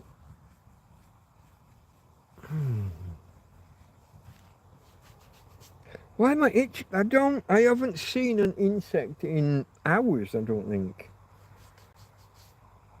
My forearms are itching like I've been burnt in the sun, but I haven't been in the sun. I've tried this summer. I've tried to stay out of the sun as much as possible. I've only been in the sun twice, maybe. Like for any length of time. Bloke called Sean, I haven't seen him in a while. Sean came around a few weeks ago. And then Scottish couple in Spain, Joby and Anthony it was Anthony. I wasn't sure it was Anthony or Tom. Anthony was here. Two Irish friends. I was trying to remember which one was here that day. They're probably both due back any time now. Anthony and Irish Tom. Give us are you here? Sometimes they'll be lurking and not announcing themselves. Whoa. What was that? Firework, maybe? Or bomb?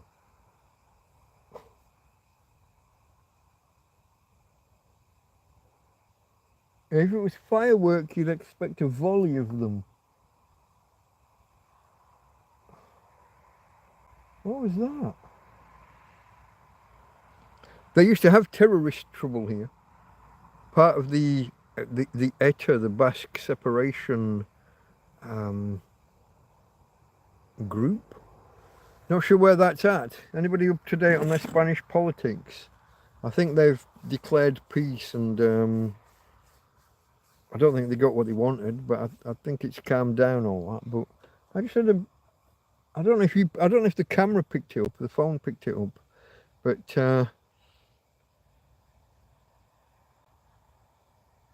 there was a loud bang or rumble in the distance, and only the one. Normally fireworks you'd get multiple of them. Is my phone? Hold on. Have I let this die? Am I down below 5%? You know, I think I am. Hold on. Quick. Where's that at? That's not it. Look at that, folks. I've undone the lead to let you see the dog at some point, to show you Tina. Does that say 3%? I think it's 3%. Oh, fuck. It is.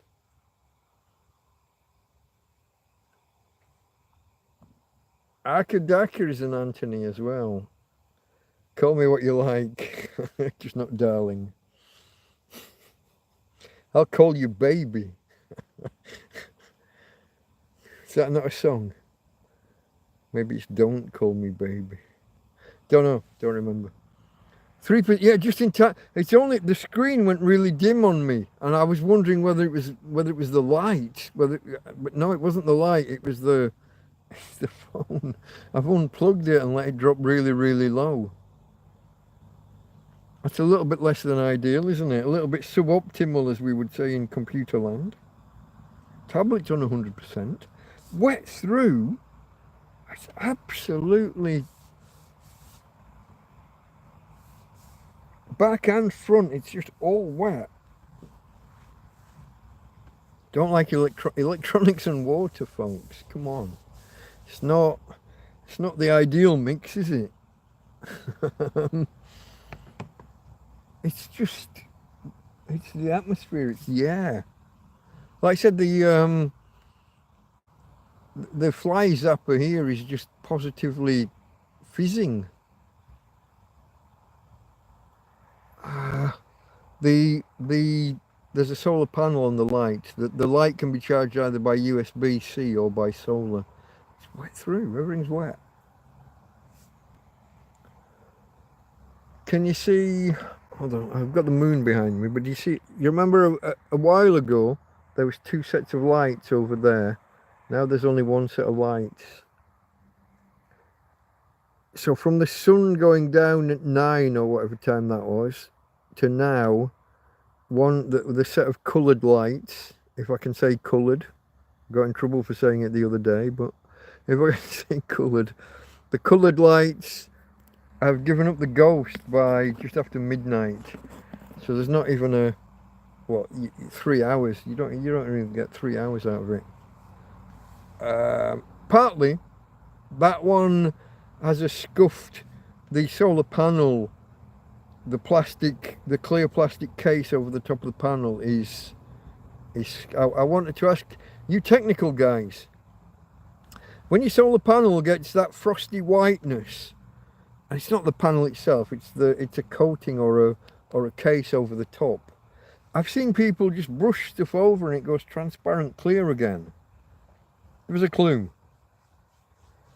Does anybody know what that would be? I've seen people do it with headlights as well, when the plastic goes all frosty and they just brush a thing over and suddenly it's fuck off like brand spanking clear. I've no idea. If it's a resin, what kind of resin? Has it got a name? What do I get? I don't know. Is it worth me just brushing something over? I think I saw somebody do something with hairspray on one video, but when you watch these YouTube hacks, you never know whether they're fake. There's that guy, Funk FPV, who debunks a lot of these hacks. Clear coat, something like that. Yeah, what would that be? Is that what it's called? Is that the name of it? So when plastic's gone frosty white and I've seen people they just seem to brush something over or rub something over and it just goes clear. You first need to sand it, okay. And then what is the thing you put on? Is it called clear coat? Is that like a product name or a category name? What is that? And is it for a set of LED garden lights or Christmas lights, is it worth me buying a tub or a spray can or a whatever of it? It might not, if it's like 20 quid a can, or 20, it might not be worth it. Clear spray paint, okay. Clear spray paint, never heard of it. I didn't know that was a thing. So even though the thing's frosty, you sand it and brush away the debris, and then you just spray it with this clear spray paint, and it makes it all nice and translucent and transparent again. Maybe the Chino Bazaar can help. Could be. I don't know. It might not be worth it, you know what I mean? It's one set of cheapo garden lights or Christmas lights, I don't know. You may create a tramp community out there, people leaving the UK to camp out in your field. You would be like the king. They'd probably vote me out after a while. Like what happened to my mate Joby. He set up a commune with another guy, then he went off on his travels, and when he came back, the other guy had invited some people in, the other people had invited some others in, and those third generation people had invited some crackheads in who stole from Joby, and then even though he was one of the founders of the commune, they voted him out and kicked him out. Fuck that shit. I would have been busting heads. I offered to go down there with him, but dog, it's difficult.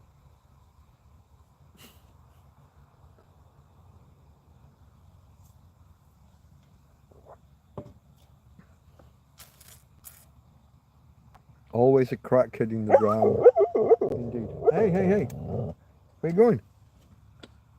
What are you after? There's nobody there. Person or animal? Where are we going?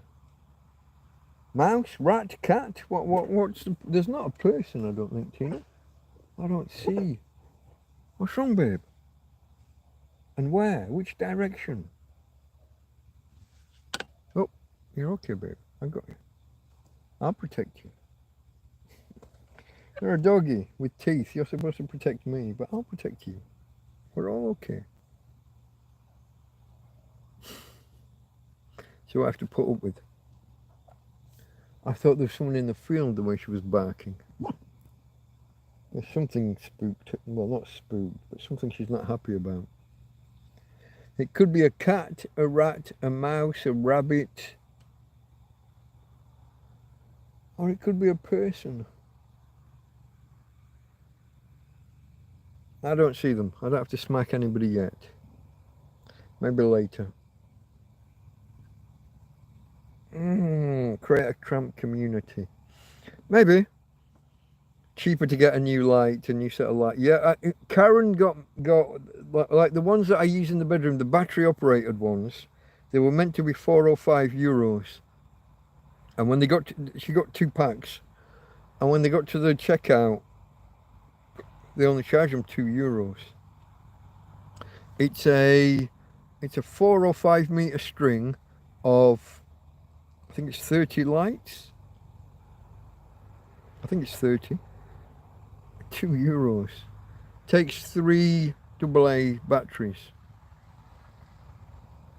And I can put it on and leave it on all night for roughly just about 3 full nights. So from dark till morning and turn it off.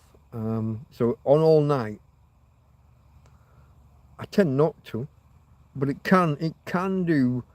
The third night it would probably run out 3 or 4 in the morning. I'm asleep by then, maybe anyway. And there's other lights now anyway, like the tennis racket glows bright blue, and I've got the lantern here. It's a far cry, folks, from when I first arrived in this field and everything got ruined and I spent 5 months with nothing. I am so fortunate for the people that I've met and the help I've had. So fortunate. I look around now at the things I've got. This big pine fucking dining table. This phone. Samsung Galaxy Tab A9.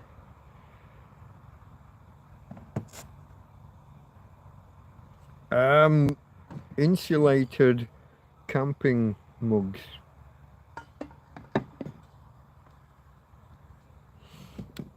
Solar powered and USB powered lanterns. Another solar powered light with 3 different. The first one, I think it's passive infrared, that will stay on for 1 amount of time. The next setting is a different, same thing but a different amount of time, and then there's the third one is just on. That just stays on. But they're all solar powered. It's supposed to go outside and be a security light. It's wet through though now. It's wet. Everything's wet. But the tent. I moved into this field with no tent, no nothing. I slept on the floor for 4 months. The gas bottle, the gas cooker, the solar panel, the EcoFlow. I needed a tent and I got so many donations, so much was donated that I had so much money left over at the end that I could buy an EcoFlow. EcoFlow River 2.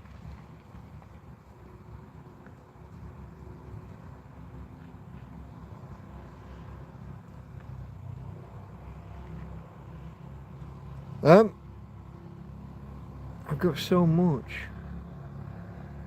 The police took away so much that time when they took away gas bottles and gas barbecue and everything I owned cookery wise, everything.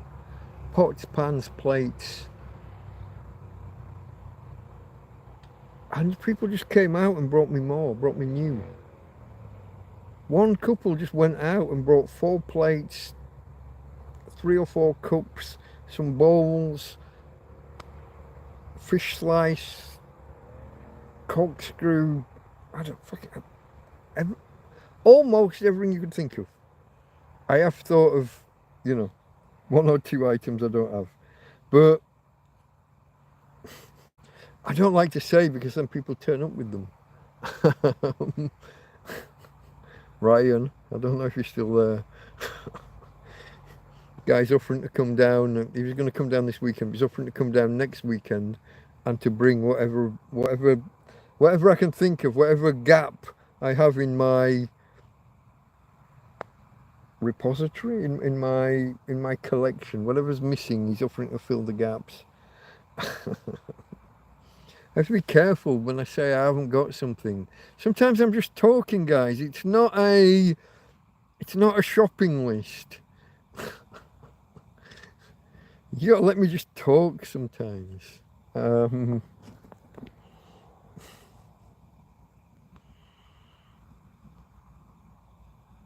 Mr. S was heading out for a bit. Oh, okay, out for a smoke. I think that means. Be right back. 4:20. Yeah, okay. Okay, it was 20 past. I'm guessing. Herbalicious extract. Don't you hate losing something you had like a second ago?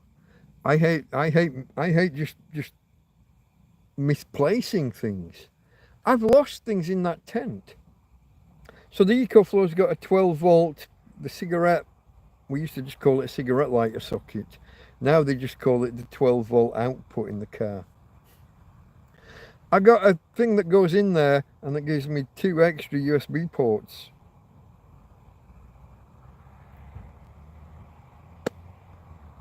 It's either in this place where the EcoFlow sits, or I carried it into the bedroom and it's somewhere there. It's been months, I haven't found it.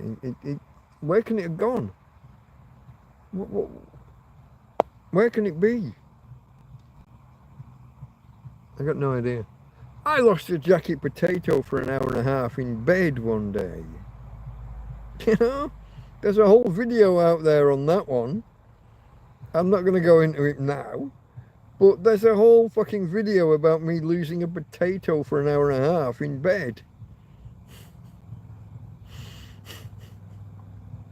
I hate misplacing things, losing things. I've lost a thermometer next to the bed. Tina.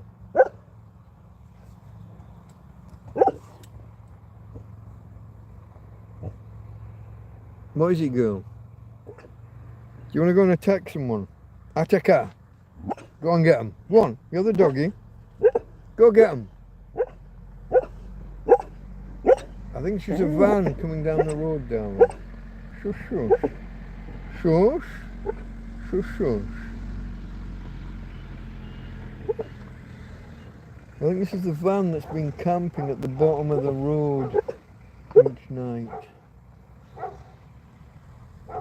Probably. Fair play to them. Van life. Don't you hate losing something you had like secondary inventory? Yeah. I lost a sandwich before that I was referring to. I can misplace shit so easily. I had a thermometer on the side by the side of the bed. That's been gone about 2 months. What was it I found earlier? I found something that had been missing a while. We've got people coming down the road.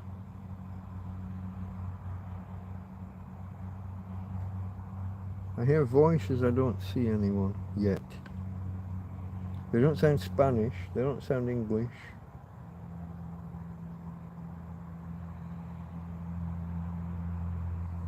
I don't see anyone. Relax for now. Hey babe. There they are again, I hear them again. Oh, okay, it's people on those electric scooters but with no lights. They're zipping along, black clothing, in the dark, with no lights on their scooter.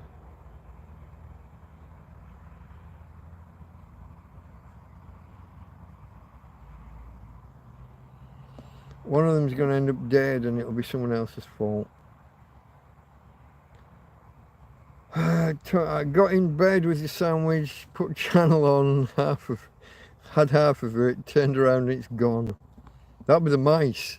They crawled out of the phone. They teleported.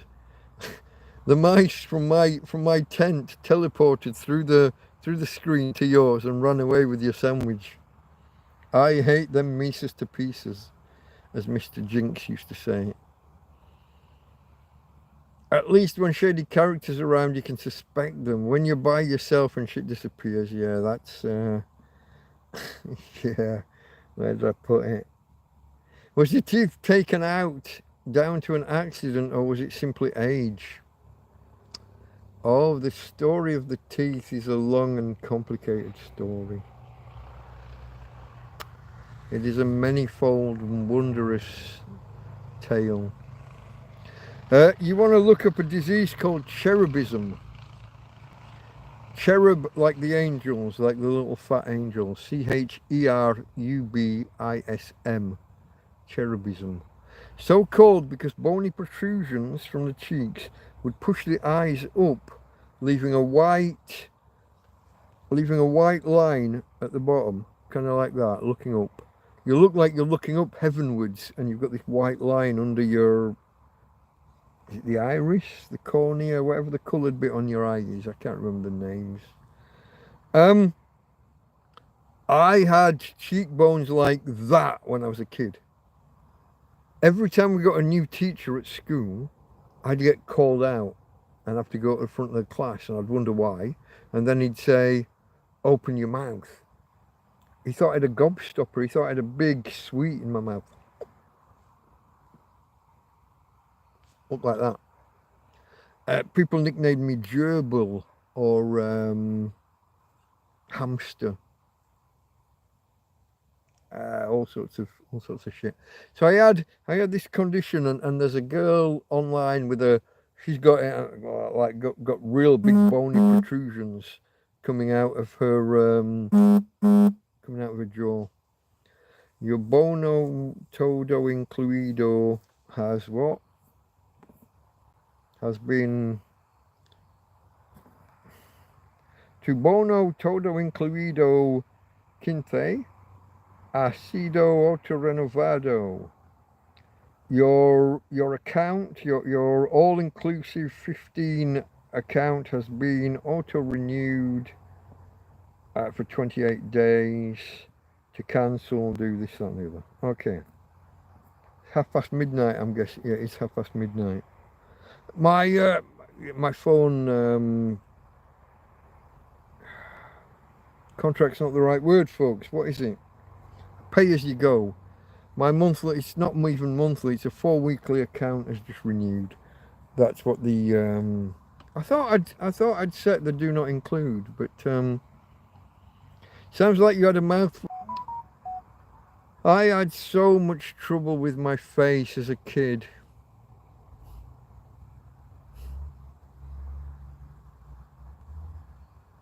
I've said about how when you get the school photos, the class photos, you get individual photos and then the class photo. Nobody kept the class photo. People would keep parents would send their kids back and say, yeah, we'll have the individual photo. We don't want the class photo. Not with that guy sat on the middle row, back row, front row, whatever. We don't want him. They'd literally say, they'd tell their kid to come to school and actually say that. And this would be like my friends, my classmates, saying their parents have told them to tell the school that, and they'd come in and actually say it. That was nice. They were under orders from their parents. I don't blame the kids. So I'd always had this dental issue. When I was about 10 or 11, I went into hospital and I had the last of my milk teeth removed, and I had the buds, the beginning teeth. Some of them, they were all over. I had this really hard bone. What they're called, fibroid granuloma, I think was the term. So you've got like pockets of super dense bone that the teeth are not going to come through. So the teeth start going off in different directions. So they dug out these teeth buds, the beginning of my adult teeth, they removed about a third of my adult teeth before they ever erupted. Then when I was 16 or so, yeah, I was 16, I'd finished high school and I was going into sixth form, and they shaved away a load of the bone because my jaws, my upper, just the maxilla. Oh God. Medical terms for face. Maxilla cranio, whatever. They shaved a lot of this away. I had too much bone. I was always told all my life, you'll grow into it. It's not a problem. It doesn't matter that it's too big. That's adult size and you're only 5, but by the time you're 16, it'll be the right size. It wasn't. It was still too big. So they shaved a load of this. They went in and cut and lifted my face away from my cheeks, but they also went in through the eyes, through the eyelids, down and in. And I was told that they pop your eye out and put it out of the way. I don't know whether that was a joke. There's some discussion about whether that's true or not. But they definitely went in from this side and from that side and shaved away bone. And then I went into sixth form, and this girl suddenly turned round about 5 months later and said, I thought you were having your face fixed. So that was nice.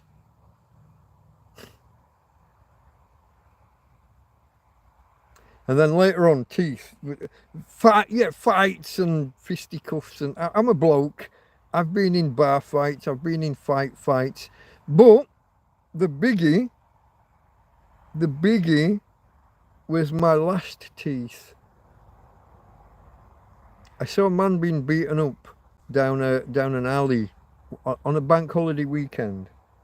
I'd been out all day. I'd been out in one bar, and then I'd gone to this rough place, Queen Street in Morecambe, the Joiner's Arms.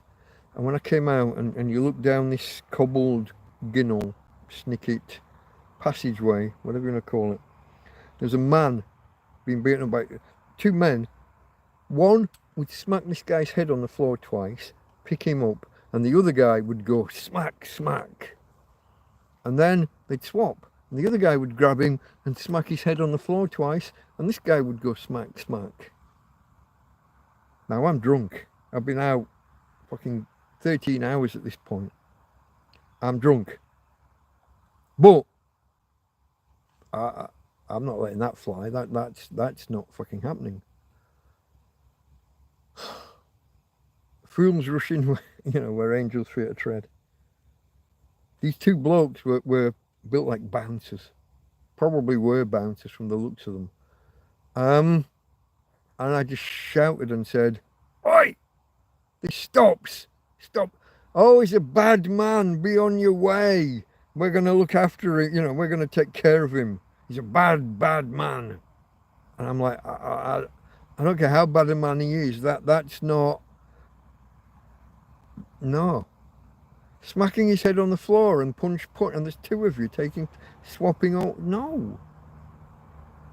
And they look at me. They look at each other. They're surprised that I'm not backing down or walking away.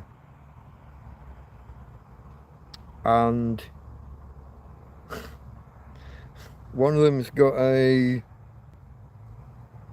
If I say knuckle duster, I don't mean on the outside. I mean he's got metal inside his hand.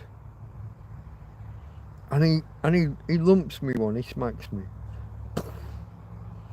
And my plastic teeth, false teeth are out. The other bloke stamps on the plastic teeth. Smack me again. I'm on the ground, and now they're kicking me. And I've only got 7 or 8 teeth left at this point. And I get a cut here. It's part of the reason I keep a bit of a beard and whatever. I get a cut here where this tooth, one of my last teeth, sticks out and cuts and sticks right out through my bottom lip. But worse than that, exactly opposite it, at the top, it cuts up and it cuts across about 1 inch. And this fucking thing's, I got my lip dangling off. I've lost my last 7 teeth that night.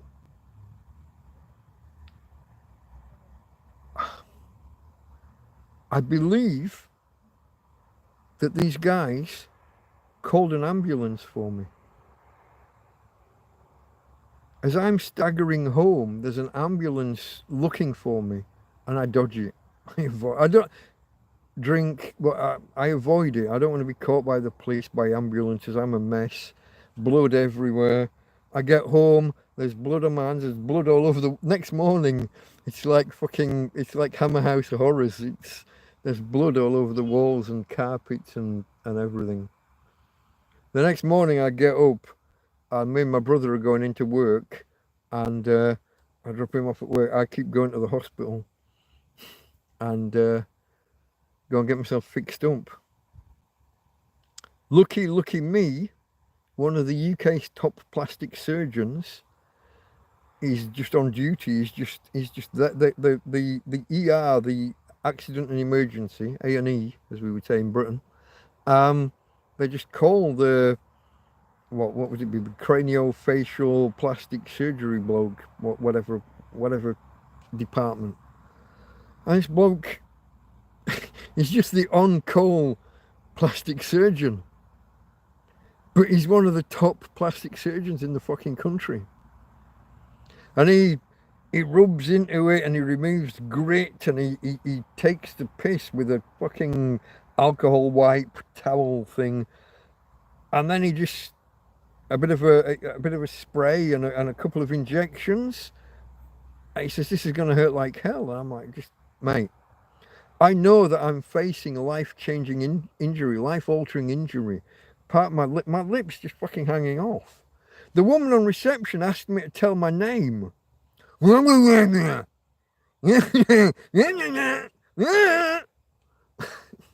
speak.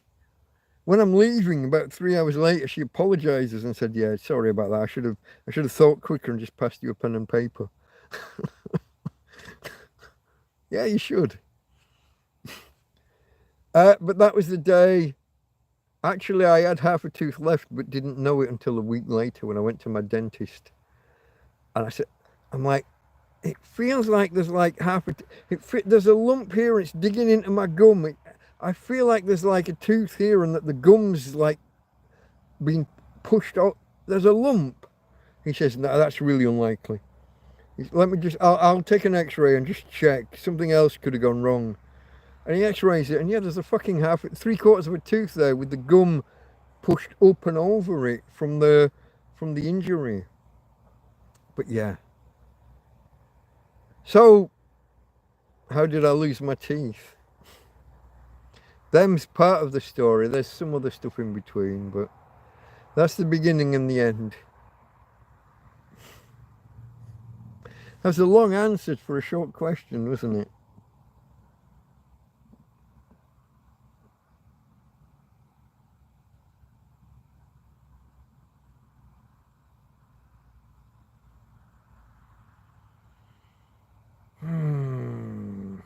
Let me scroll. There was Mr. S coming back.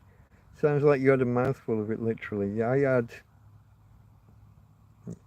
What's really bad, folks, is after this happened, because I'm a victim of a crime. Not just a victim of a crime, I'm a fucking hero. I've stepped in to save. The other bloke got away. The guy that they're banging the head on the floor, there was no reports in the paper the next day of a dead man found in an alleyway. He's got up and got... While I'm distracting them, he's got up and got away. Fools rush in where angels fear to tread. Have you noticed a pattern? I move towards trouble.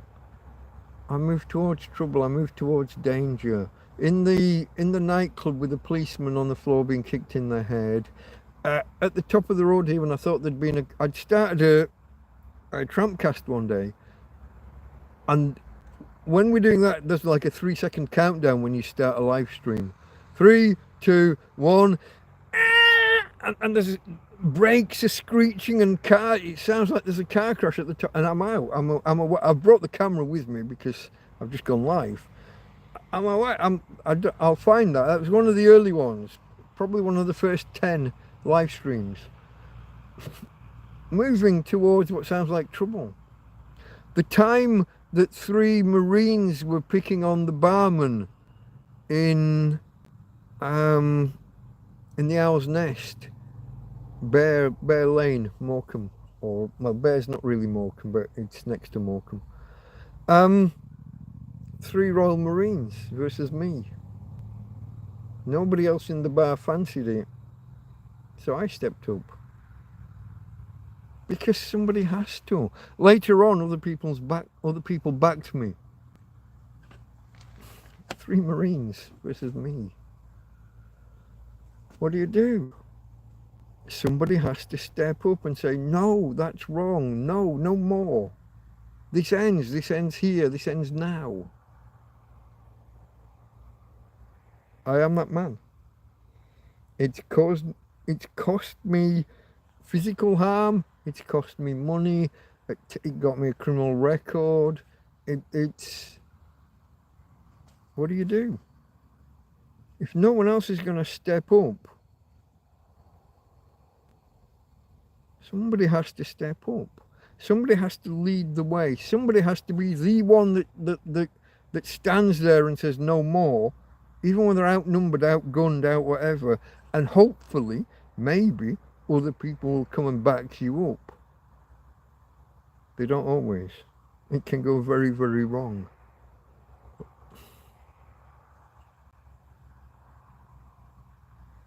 Yeah. Teeth. I have no teeth. Partly because of a genetic thing and that disease, cherubism. Partly that. Partly bad dentists along the way, but also people. Cherubism. You want to see that girl? I can't remember her name, but her chin sticks out like that. I had my cheeks stuck out almost like that.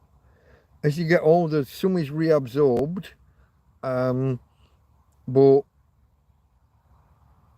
they were outsized. I had to have basically cosmetic surgery, plastic surgery to reshape my face. And then this girl who's, if I can remember, Cynthia.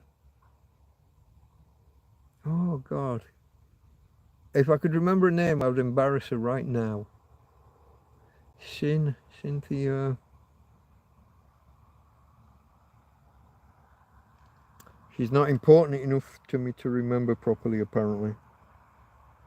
6 months later, in the common room in sixth form, in front of a full fucking room. Oh, I thought you were getting your face fixed this summer. She says, like in fucking December or March, talking about the summer previous.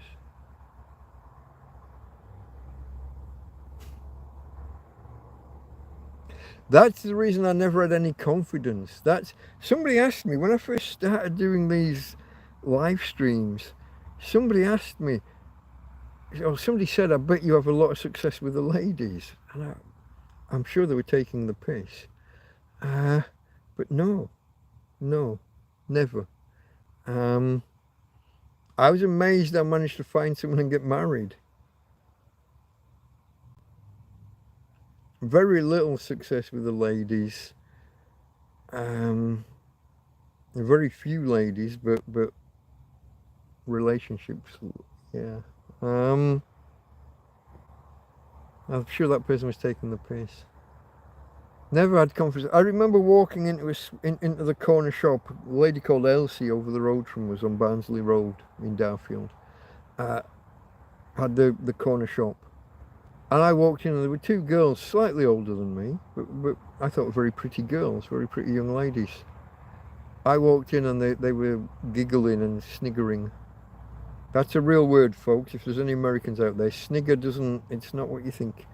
You say snicker with a k. We don't.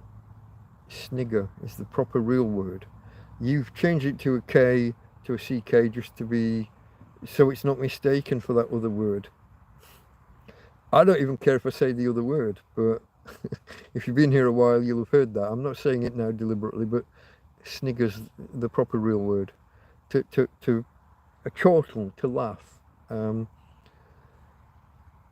They laughed at me. It was a case of look at the face on this. When I went to high school and we did games or PE, Girls would literally say, "Nice legs, shame about the face," and that was hilarious to them. That was hilarious. This is like a therapy session, isn't it? I should shut up.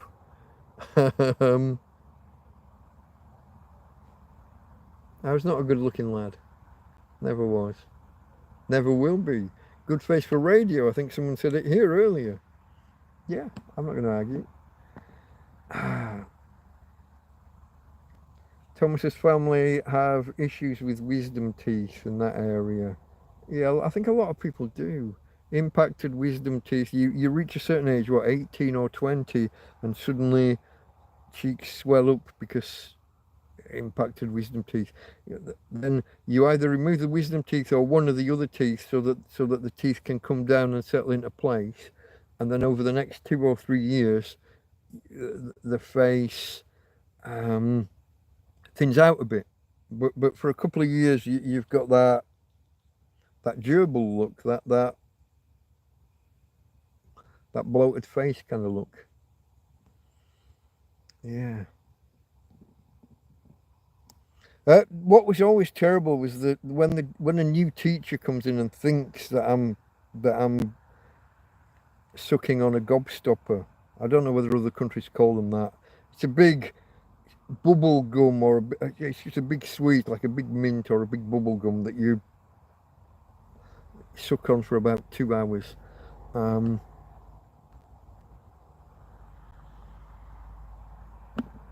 People can be stupid. They can.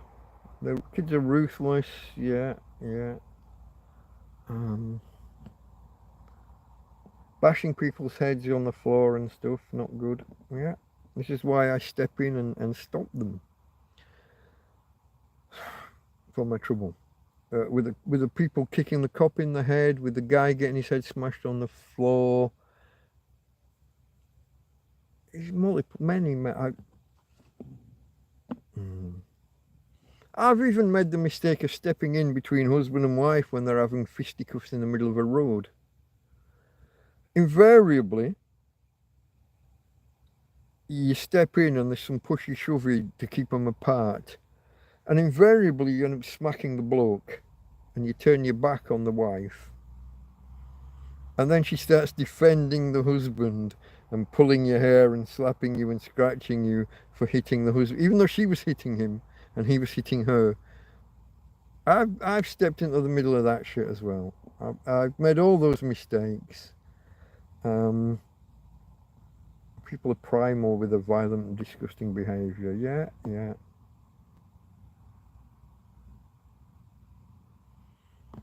Genetics for how you face adversity and characteristics and stuff. Yeah.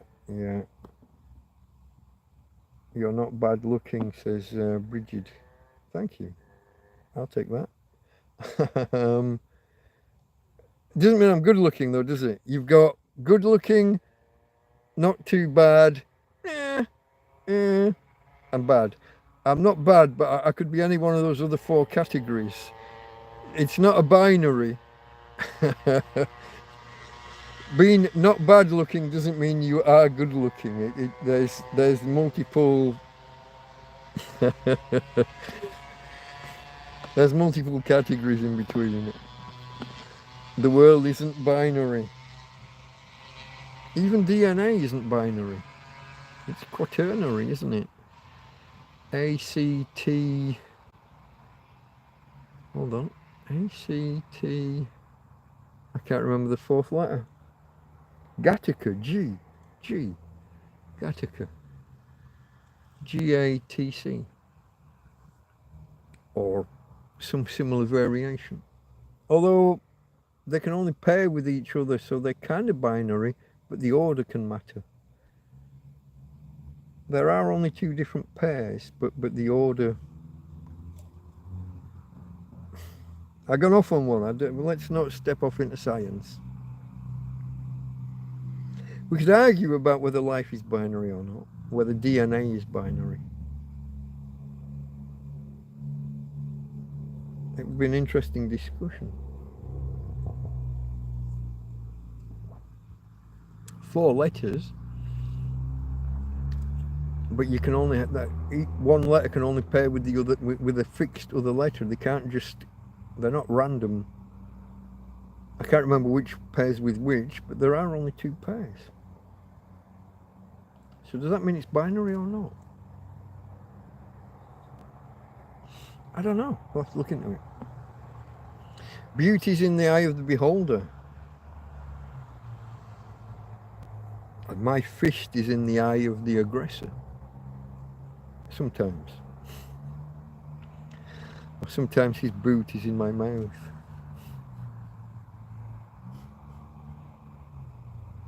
I don't know, folks.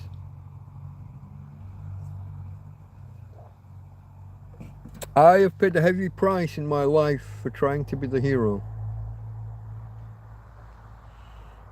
I believe that overall I've been a force for good in the world.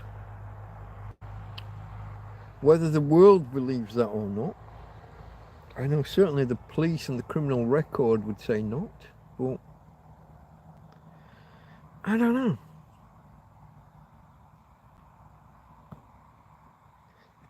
Beauty's in the beholder, unless you're a man, and then blonde and big boobs seems to be the universally agreed beauty. We all like boobs, don't we? It's a guy thing. We do all like boobs. We could argue about the blonde versus brunette versus redhead. We are all, I think when we're, I had it put this way once. Immature males all go for blondes. As you mature, you widen your, not sphere, but yeah. Some of us don't mature and stick with the blondes or whatever.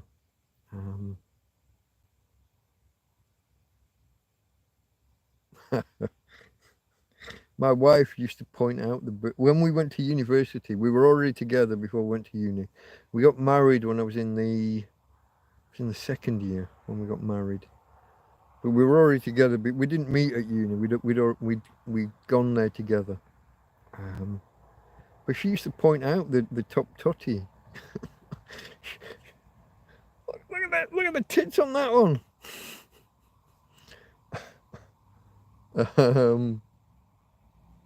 That was always fun.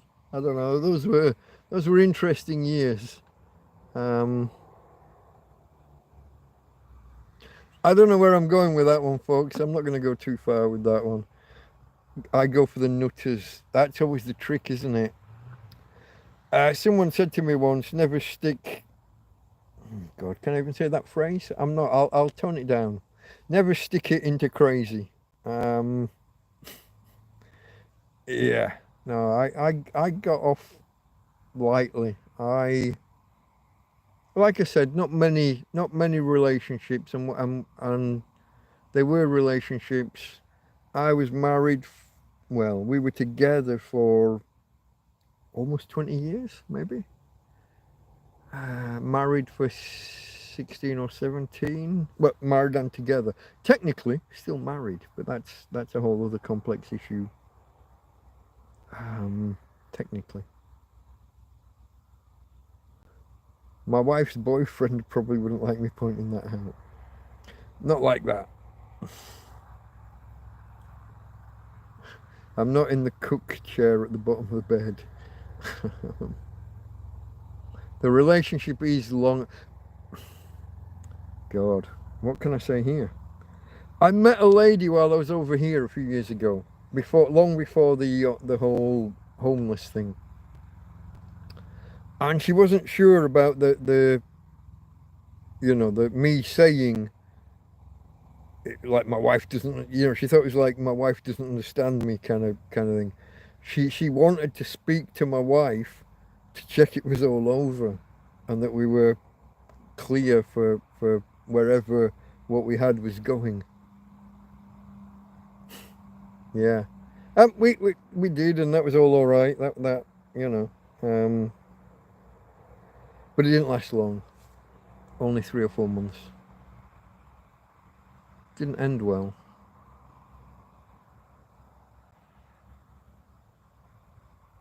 Was that you? I think that's Tina. I think she's asleep. She's not running, but she's... Where is it?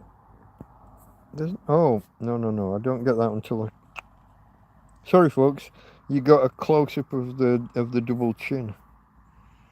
I have to do that first and then that. Oh, look. You must have just woken up. Hey, babe. Hey. Daddy's got you. Hey. Can I tickle on the tongue? Tummy tickle. You got a lot of grit there. What you been doing? You've been throwing soil like...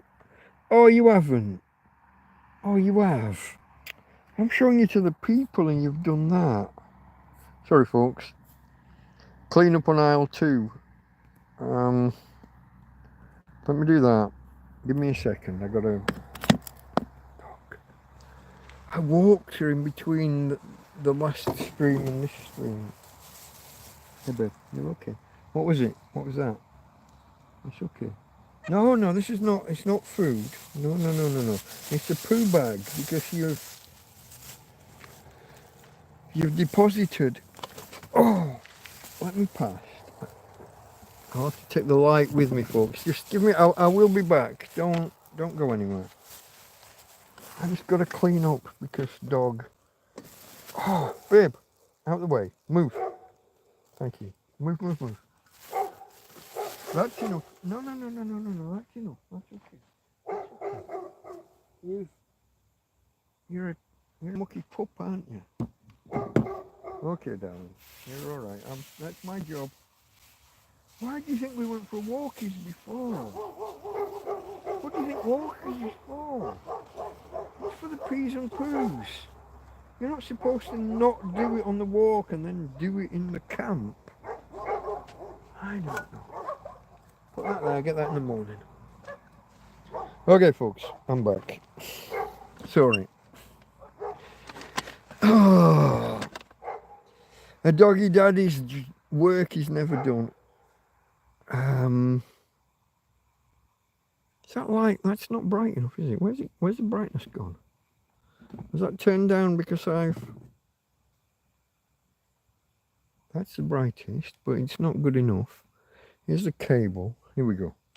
I think it's gone down because it was unplugged, maybe. That's not much better. I don't know, folks. The doggy doings. What do you do? Sorry. Too much information. Tony T goes for the nutters. He finds the craziest lady in the bar, fall in love. It's a terrible trait. I'm a sucker for a damsel in distress. Or the other dress. This dress or that dress. Serious trust issues. A lot of women, if you say that whole, it's complicated, like I'm technically still married but we're separated, she's got a fella she's living with, they don't believe you. It's that whole my wife doesn't understand me. They think that you might be, they don't want to be the mistress while you've got a wife tucked away elsewhere. It's understandable. So I put them in touch with each other and let them chat. Nice guy that I am. Without trust, you've no real relationship. I mean, this is true. But I understand, in the early days, especially in a complex, like if I was fully divorced and said, no, I'm divorced, that's one thing. But when you say, no, I'm technically still married, but we're separated and she's moved on, she's got someone else, and, you know, I've done this and been there and now I'm here, and it's kind of understandable to some extent. At the time, me and my wife were still friends as well. We were still best friends. Or good friends. I guess not best if she's got somebody else in her life. But we were good friends. I guess I'm the one that's ruined that because of my circumstances, my situation that broke down. She wanted proper divorce and move on, and I said, well, send me the paperwork. I dropped a pin on a map and said, I'm here. Get the paperwork to me. No, it didn't happen. But yeah, that's all another story, folks. That's probably more details than you need. Trust is number one. Yeah, if the person you share your life with is deceiving you, what's the point? Yeah, true. But in the early days, I can understand suspicion. I can understand, not suspicion, that's too strong a word. I can understand hesitancy, where you're saying, it's like, what's your relationship status? Well, if you're single, that's straightforward. If you're divorced, that's straightforward. But if your answer is, oh, it's complicated, then I can understand somebody, especially some blokes, will be using like dating apps to go behind the back. So they've got a wife, but they're off telling people either my wife doesn't understand me, or there is no wife, or they say it's complicated. I can understand someone wanting to know a little bit more about are you really separated? Is it really over? Am I going to invest 6 months of my life into you and then you're going to go back to your wife? I can understand their uncertainty and their doubt. It's tricky. Is that 2 hours 30? I think it is, isn't it? What time did I start this? I don't know when I started. 1:06. I was 5 minutes late, so 1:06. So an hour and a half before midnight. I started at 10:30, did I? I thought I was in for 10:45, no? Maybe not. Okay, folks. Any more questions, comments? It's been a wandering kind of discussion, hasn't it? All these men are cheating with women. These women are as promiscuous as the men. Some of them. I mean, I've never used a dating app. That's the thing. The guy that I shared an apartment with, ladies, 6'4", that's almost 200 centimeters. He's about 3 or 4 centimeters short of 2 meters. 6'4", blonde haired, Swedish blonde, 6'4", Swedish blonde, very muscular, and he was a national. Well, he was an athlete. He was kind of table tennis. He was a table tennis. He was in the Swedish national team at table tennis. And then he discovered women and beer. He was a junior sportsman, athlete, I don't know, whatever you want to say. In his urbanization, when he walks down to the pool, when he goes for a swim, he's oblivious to this. He walks past every woman in the swimming pool from 8 to 80 are suddenly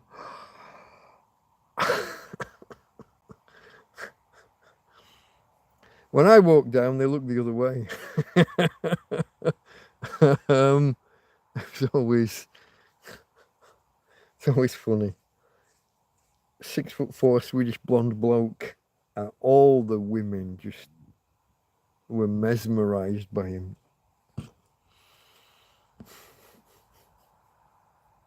I don't know. I never had that good fortune. Not 6 foot. What am I? I think I'm about 5'9", 5'9"-ish. Somebody told me I was taller than that, but I always thought I was 5'9". I actually used to think I was 5'8", but I was persuaded I was taller than that. 5'9", not great looking. I was fairly broad on the shoulders and the chest until a couple of years ago, until I became homeless. I was a little bit tubby. I was carrying a little bit of extra at the time. There's a video, I've got a short out there of, I think I called it something like Tramp's rapid aging. And there's a video of me from a year before I became homeless through to some pictures maybe a year after I became homeless. And it's marked the difference in my shoulders, my back, my arms. Now, like I said, I was carrying a bit extra. I was a bit flabby in the before pictures. But I was so skinny in the after. I went from 100 kilograms down to 67 kilograms in a matter of weeks. 3 months maybe. Middle of August until Christmas, or just before Christmas. So middle of September, October, middle of November, maybe 4 months. Middle of December. Call it 4 months from middle of August. 4 months I've been homeless, from 100 kilograms down to 67. And the vast majority, I would say, of what I lost was muscle. Obviously I did lose some fat, but the majority of what I lost was it was the shoulders, the chest, the arms. To my sight, to the way I saw it anyway.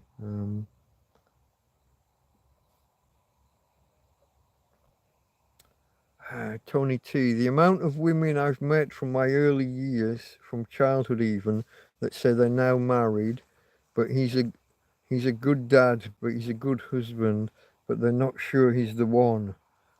Yeah, I see this. There are people put this online. I really like my husband. He's a good provider. He goes out to work every day. He's great with the kids.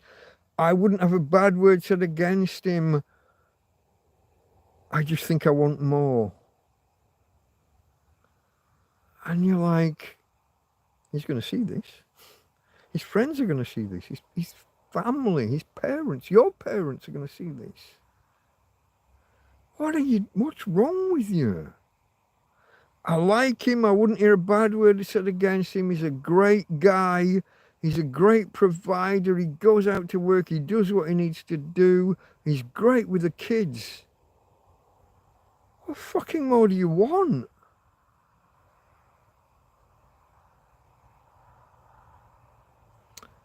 Grass is always greener. I think it's a three billy goat's gruff problem. Their problem is when they try to cross the bridge to that meadow on the other side, to the greener grass, they're going to meet a fucking troll on the way. That's their problem. They're looking for something else, something more, something better. They think they've settled for second best. The grass is greener over there. But between here and there, there's a bridge with a fucking troll on it. Don't know. Muscles are easier to lose than fat. This is true. It's bullshit. Yeah, the ladies that are just looking for... What was the song? Stand By Your Man. Was that Tammy Wynette? I think it was Tammy Wynette. Stand By Your Man. Isn't one of the lines, after all, he's just a man. I think the story of the song is about a man who has strayed and the woman's supposed to forgive him and keep him. If most of Tammy Wynette's songs were of that, the man done you wrong, but stay with him. But yeah, this modern thing of there must be something better out there, rather than he's great, he's looking after me, he's built a home for us, he's providing, he's looking after the kids, he's doing everything right. They want the bad guy, don't they? They treat them mean, keep them keen. They want a bit of adventure with the bad guy. That's what they think they want. I don't know, guys. That's my interpretation. That's my... They want that danger. they're not going to settle. They're not going to settle down and stay forever with the nice guy that's looking after them and providing for them and their kids, giving them a family and a place to be, giving them safety and comfort. They want more, more, more, more. With a rebel yell. Billy Idol, maybe?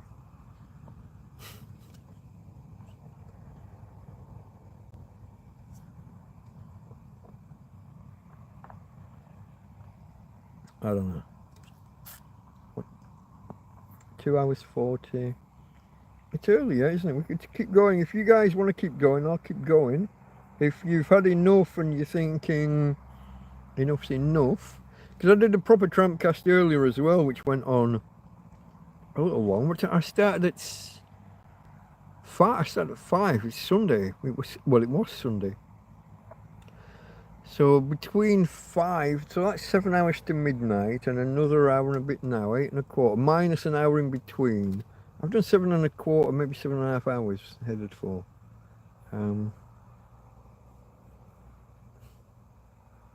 If there's enough of you there and you've got topics to talk about, I don't want to go too harsh on the ladies. It's we can end up sounding misanthropic. Misandry is women talking bad about men.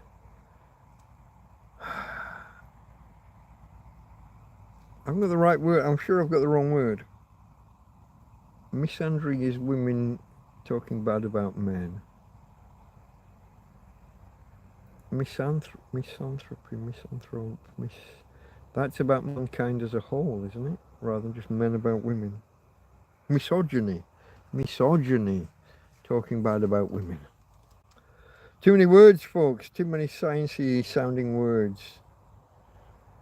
This is the truth. Unfit. It's proven 2 guys who produce the most offspring, the bad guy alpha male and pretty boy player. They can never have either, hence the attraction. You always want what you can't get, don't you? It's like me and Pamela Anderson, isn't it?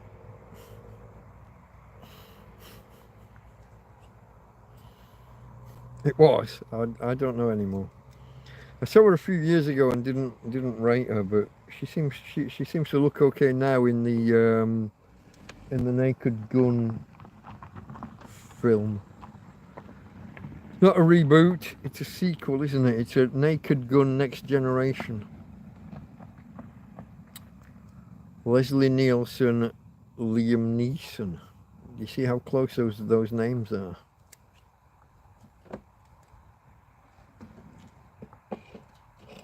I don't know if anyone's seen it yet. Has anybody seen that film?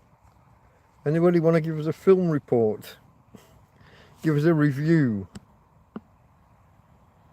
I think it's out already because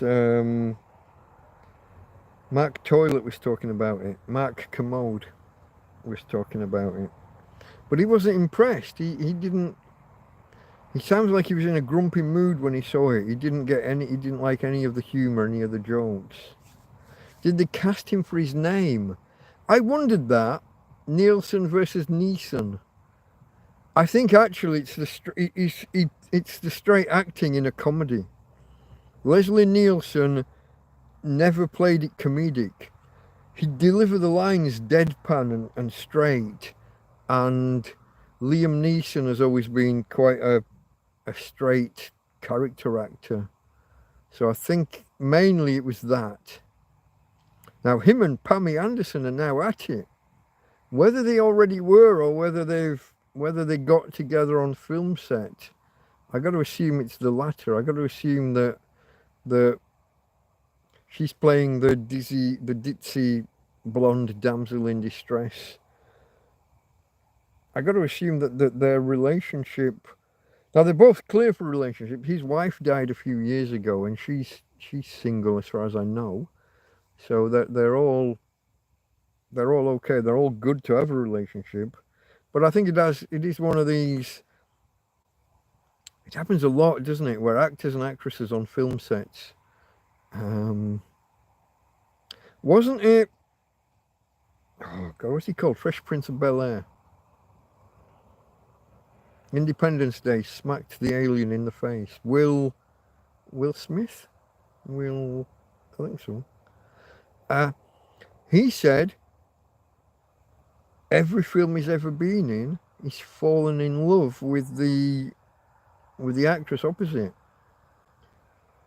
Which is probably just as well, because his wife's screwing his kid's best friend. Keep my wife's name out of your mouth. Mate, keep your kid's best friend's dick out your wife's mouth.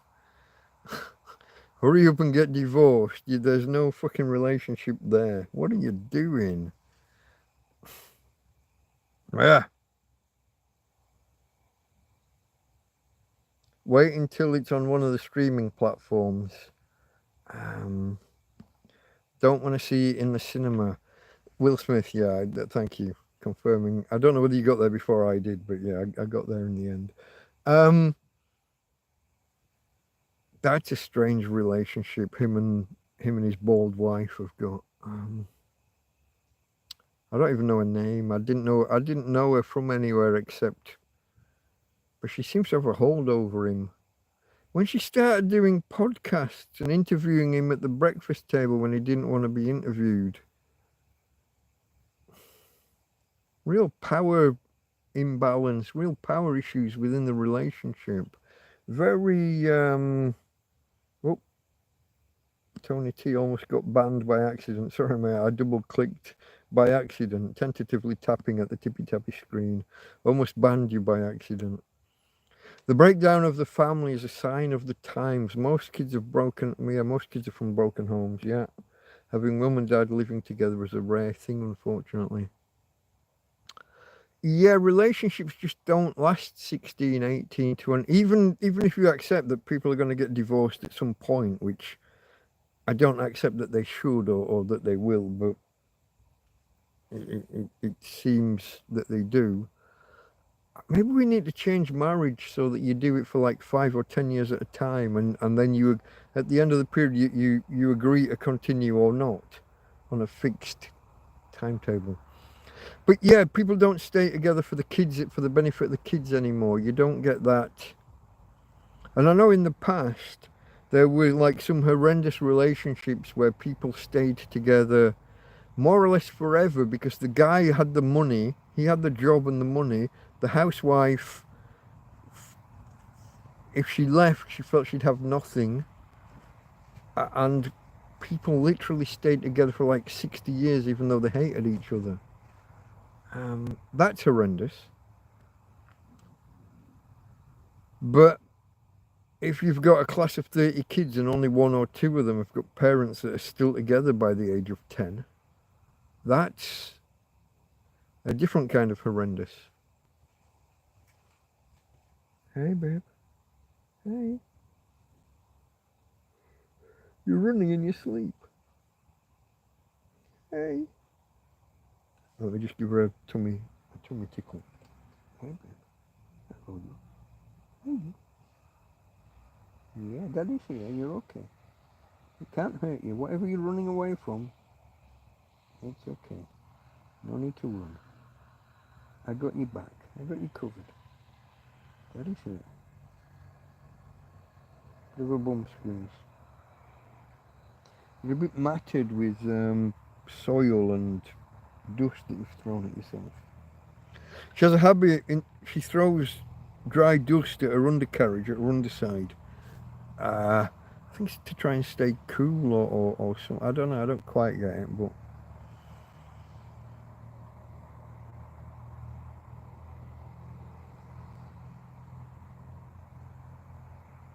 It wouldn't be the first time I get in trouble in chat. My topics can divide. Mate, you're typing to a guy who said the N-word about 3 programs on the trot just to prove that I can and just because I won't let my speech be policed. Didn't say at anybody. I'm not, you know what I mean? I'm not calling, but yeah, and there was no soft, it wasn't the A ending. I did the, you know what I mean? Talking about divisive and just saying things that may or may not offend. Fuck it, go for it. You don't know what the answer is. I agree it's horrendous to stay in an unhealthy relationship, but horrendous to have so many broken families. Yeah, yeah. People, it's like we were just saying about when a woman's saying he's a lovely man, I won't hear a bad word against him, he's fantastic, he's a great guy, he's great with a family, he goes to work, he provides, he does all the things, he cuts the grass, puts the bins out, does the DIY, fixes the car engine and blah, you know. But I just feel there's something missing. Sounds like a you problem, but... And I'm sure there are men that'll say the same, and you know, she's a lovely woman, she looks after the kids, she's great, she goes to work, she does this, she does that. I'm just missing. There'll be people the other side, there'll be guys saying, I just feel something's missing. We're not at it like rabbits or whatever it might be that they're not seeing in each other or getting from the relationship. I don't know. I haven't got the answer, but people... If you're 90% of the way there, if you've got 90% of everything anybody could want, you should like accept that you're doing better than average. You shouldn't feel that you're putting up with something or that something's missing. You've got it about as good as it gets. Nobody gets 100%. Nobody's got everything they ever wanted. Nothing's ever fucking totally perfect. But if you're going to say he's a lovely guy, he does all the things, he earns the money, he's looking after us, he's providing, he's great with the kids. If you've got 90% of whatever anybody could ever want, and you still feel there's something missing, then look at yourself. It's a you problem. And I don't think enough people look inside themselves like that. The chances of her rolling the dice and going off somewhere else, breaking up the family, having to find a new place, either she has to find a new place to live or he does. The kids are shuttling backwards and forwards between two parents. And they're both rolling the dice as to whether they can form new relationships elsewhere and be happy to some degree within the next midterm, 3 years. You're not going to dive, you shouldn't be diving straight into a new relationship on day one. Unless that's the cause, unless you've already got one lined up and that's different. But the odds that two single people are going to go off and find satisfying relationships in the short to medium term with all this kids backwards and forwards, with the divorce, with finding new homes, you're taking a real roll of the dice as to whether you can make that happen. And I would say that in most cases, you're going to go from 9 out of 10 on the happiness scale, or 90 out of 100, whatever you want to be. You're not going to finish up that happy at the end of it. You're just not. Let's see what you're saying. The never settle mentality. Yeah, I can always find something better. Oh, the grass is greener over there.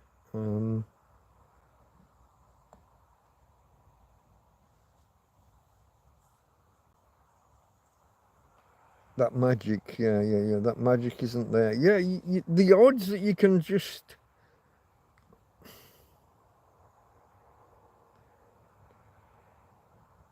Can you look inside your present relationship? If you're in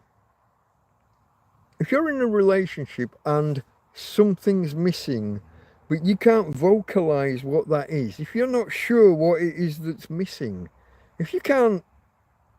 This is like the thing that women do, isn't it? You know, when they're in a mood with you and you can tell that they're not happy. What's wrong, love? What have I done wrong? What is it this time? Have I left my socks on the bathroom floor? Did I leave the shower door open a bit and there's a bit of water on the bath mat or on the... what I do this time? If you don't know what's wrong, I'm not going to tell you. That's a classic female trait. And if you're in a relationship and she thinks something's wrong and she can't, if even she doesn't know what's wrong and can't tell you,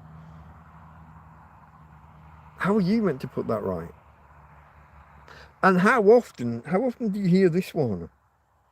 It's like it's your job to make them happy. It's not.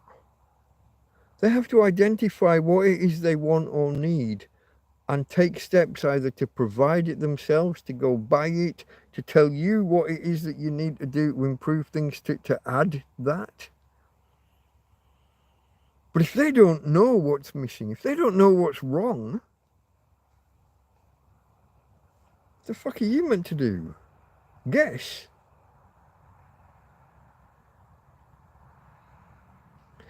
It might be a, they used to call it a 7-year itch, didn't they? Where a couple would just feel that something's wrong, something's missing, something, and people just used to work through it and get there. Maybe you have to change something, maybe something would happen to change it for you. I don't know. And I'm, you know, I split up after, I don't even know. I can tell you the date we met. I can tell you the date we got married. I can't tell you the date that we split up. Perversely enough, I cannot.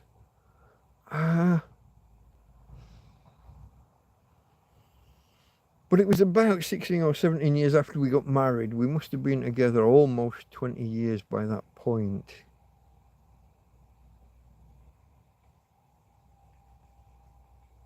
Headed that way anyway, I'm not sure, I don't know. I can't remember what year it was. Oh, itchy leg. I said earlier about the creases. When you sit down and there's a fold or a crease in the back of your trousers, and then you sit on it for 6 hours, you get welts and uncomfortableness. I saw you. You woke up, didn't you? You're there. You haven't pooed. Have you pooed again? Or have you just got nasty farts? It smells like you've pooed again. I can't see anything. But then I wouldn't, would I? Okay, folks. Comments, questions, topics. I see we've got a lot of people lurking. I don't know. I hope you're enjoying the conversation. I've got no idea whether you are or not, but your voice of reason isn't what they hear. This is true. I listen to single friends who are envious deep down of their... Yeah, this is a female thing, isn't it?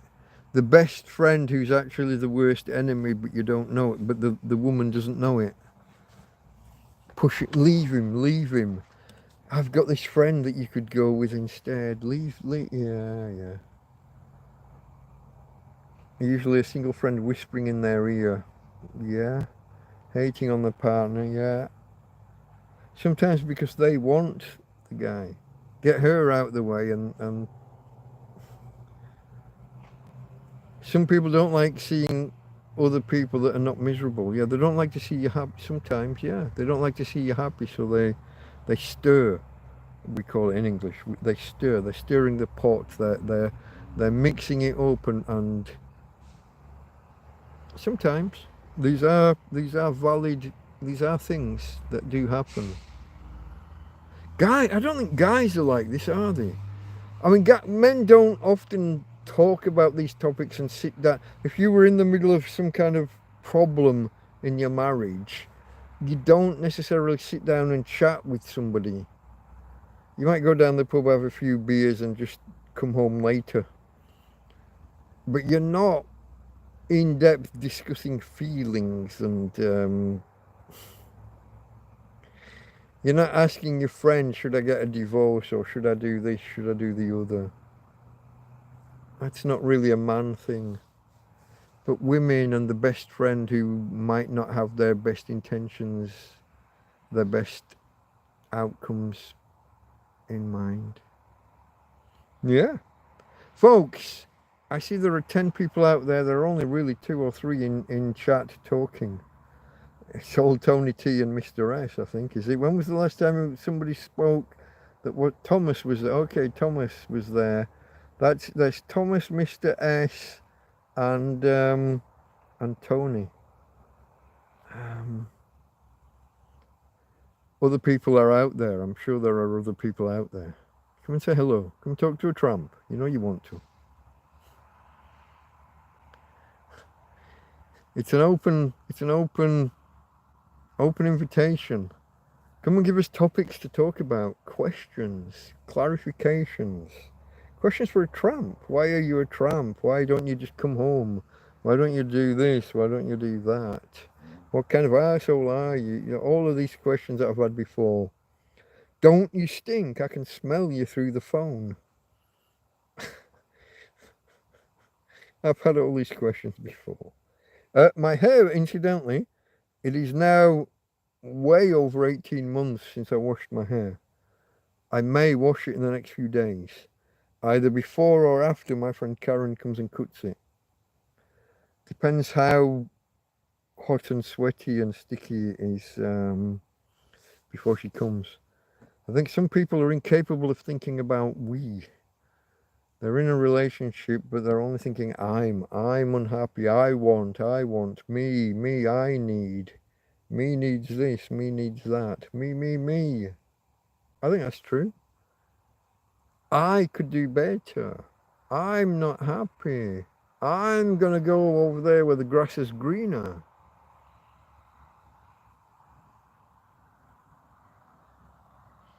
I think so. I think that's a fair comment. I think there are a lot of people who behave like that. I don't know if it's their only thought process or it's a main thought process. But yeah. God, I'm looking around, guys. Let me show you this. Just give me a second. Sorry, folks. I tried to click the button to reverse the camera, and it thought I clicked something else and took me away. All I wanted to do was reverse the camera and try. It's actually a lot brighter on my screen than it is in real life.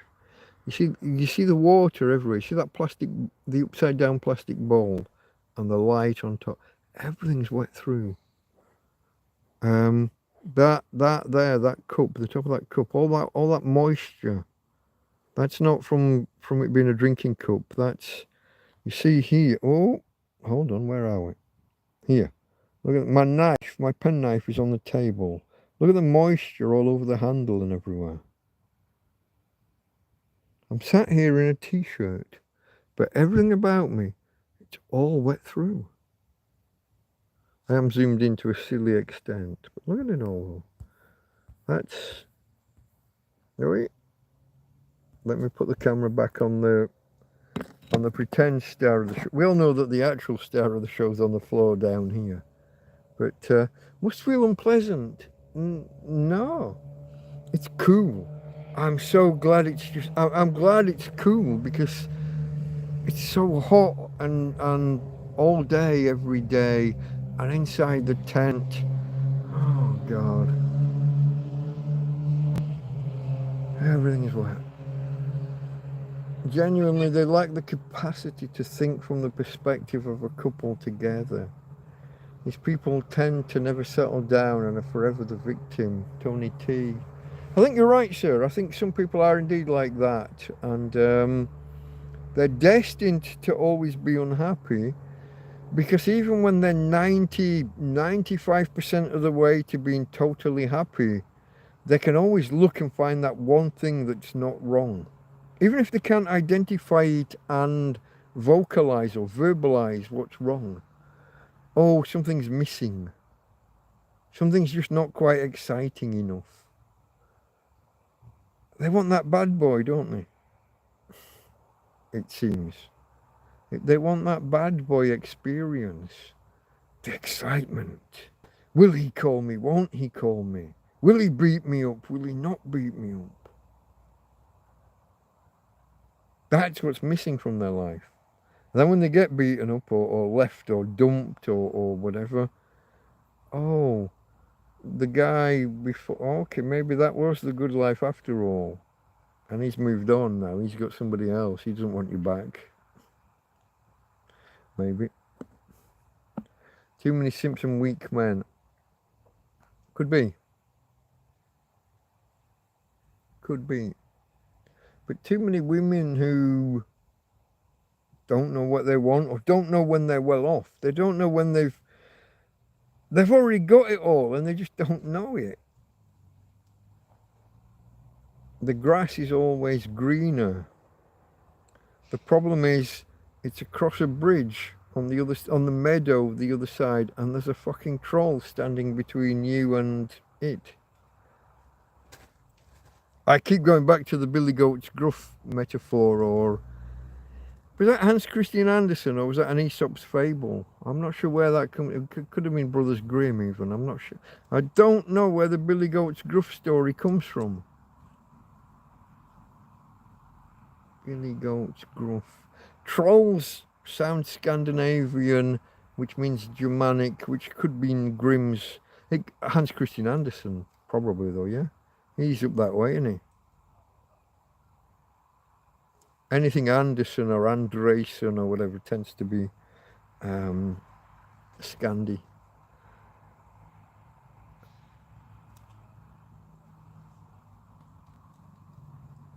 Missed it. Get it next time. Horrible rats. Rats. You got rats running around. Hold on.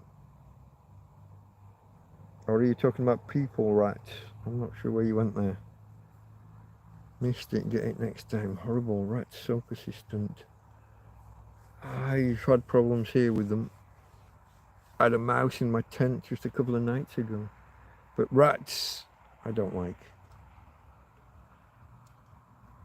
I used to have tents where the walls and the floor were separate. The walls would just come down and stop, and then a separate ground sheet. Anything could just come under, and did. Killed a rat on Christmas morning. Not the Christmas just gone, but the one before. Didn't feel good about that, but outside your window they come eating the bird seeds from the daytime. Okay. Air rifle.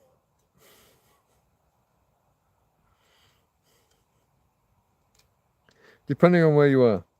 Air rifle. Don't be shooting through the glass. That won't work well. That's not good.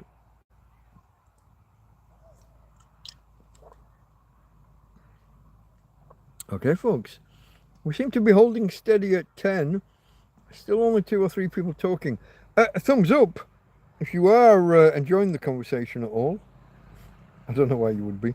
I don't know why you're here. And you're not coming and telling me why you're here. Mr. S is off.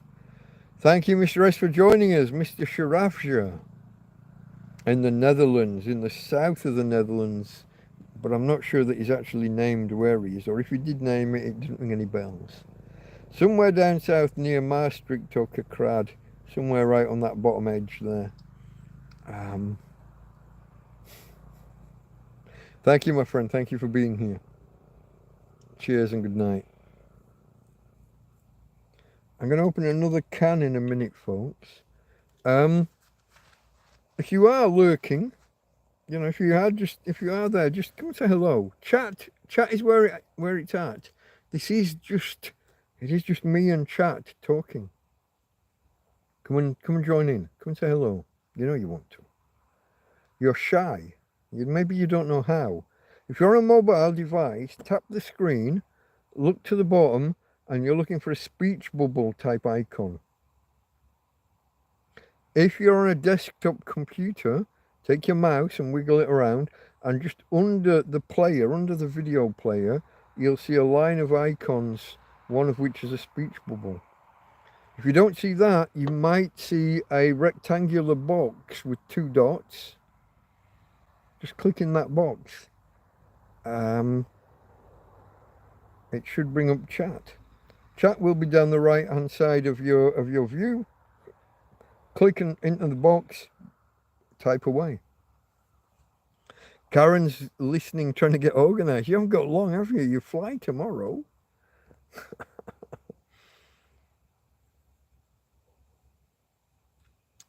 You always put an X after your message. It's force of habit. No homo, as they say. We do indeed. I did it myself earlier.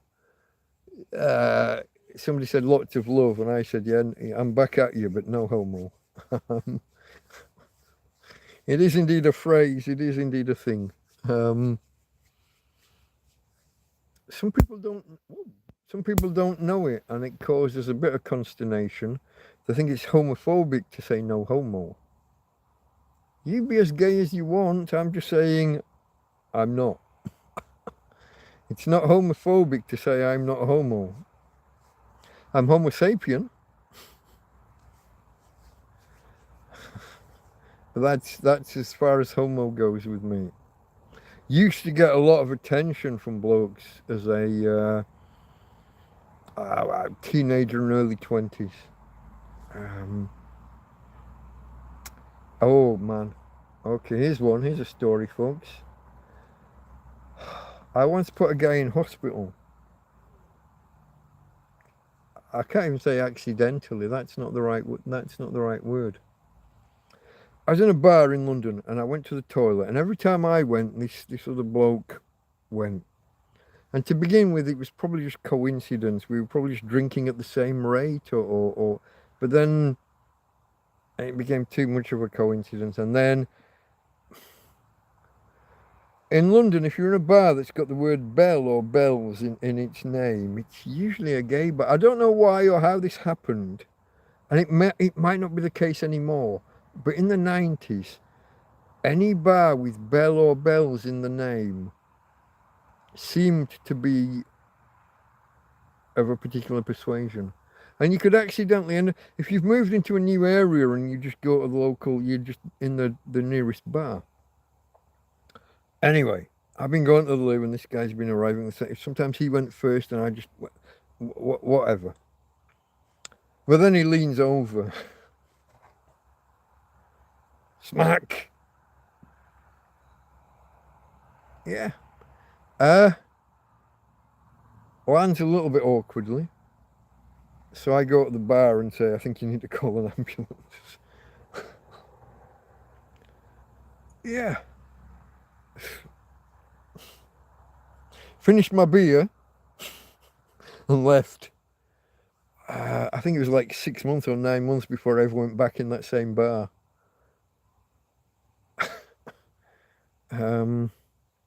I guess that's not the best anecdote ever, but yeah, just be careful who you're leaning over to in the gents. It's just not. You gotta be careful. You're working in the morning as well. Karen, what the fuck? What? You worked today, you're working in the morning and you're flying in the evening. Bell as in bell. You get bars called things like ringer bells, ring of bells, 6 bells, 3 bells.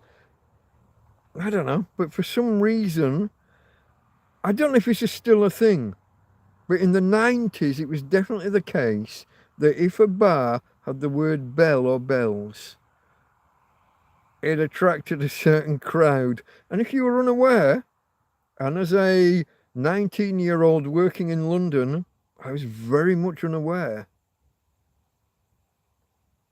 And I'll be honest, I overreacted to what was clearly a clumsy proposition. I'm in a toilet being grabbed at, shall we say. I didn't know how to react to that. I did what I do. I'm very, very good at violence. The application, the tactical application of violence. I've always been very good at hitting people. Did a bit of boxing once upon a time as a kid, a young adult.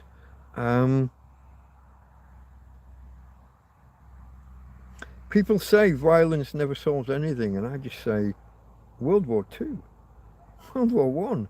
The application of violence at the national level works. That's what we call war. The application of violence at the individual level, that's what we call self-defense. And I believe that a community, a town or a city should likewise be able to apply the application of violence in a constrained way.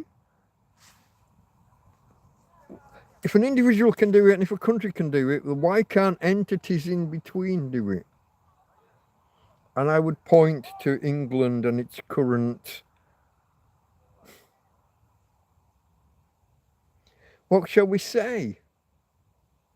Cultural enrichment is the phrase that I believe has been adopted. You've got to be able to turn around to a gang of people and say, fucking no more. And if the police aren't doing it, and the government, and they're covering for them. The police put out an alert that a crime's happened and they're looking for a man, and they're basically asking the public for help, but they won't give a description. Is the guy lobster, or is he coffee coloured, or is he ace of spades? Give us a fucking description if you want our help. And we all know as soon as they don't give a description. Anyway, application of violence, me overreacting in a bar or in public toilets, in the toilets of a bar. And the guy leaned over and tried to grab. I mean, fuck, what the fuck? Even a mature me now would not stand for that. Now, but I might push, like with the heel of the, I might push away and say and shout, "Get away, get off," rather than 3 quick punches that leave the guy more or less unconscious on the floor, with me telling the staff to call an ambulance. That was an overreaction. That was an overreaction on my part, but him reaching over was a fucking overreaction on his part. Can you hear this?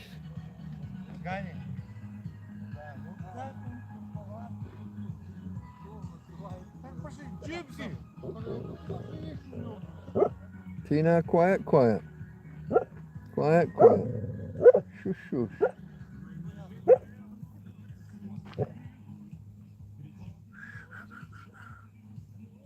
It's okay, babe. No problem.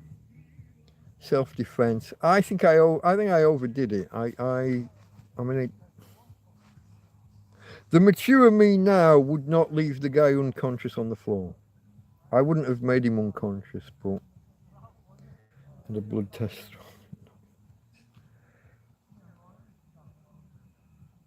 There's a bar in St. Helens called the Swinging Tit.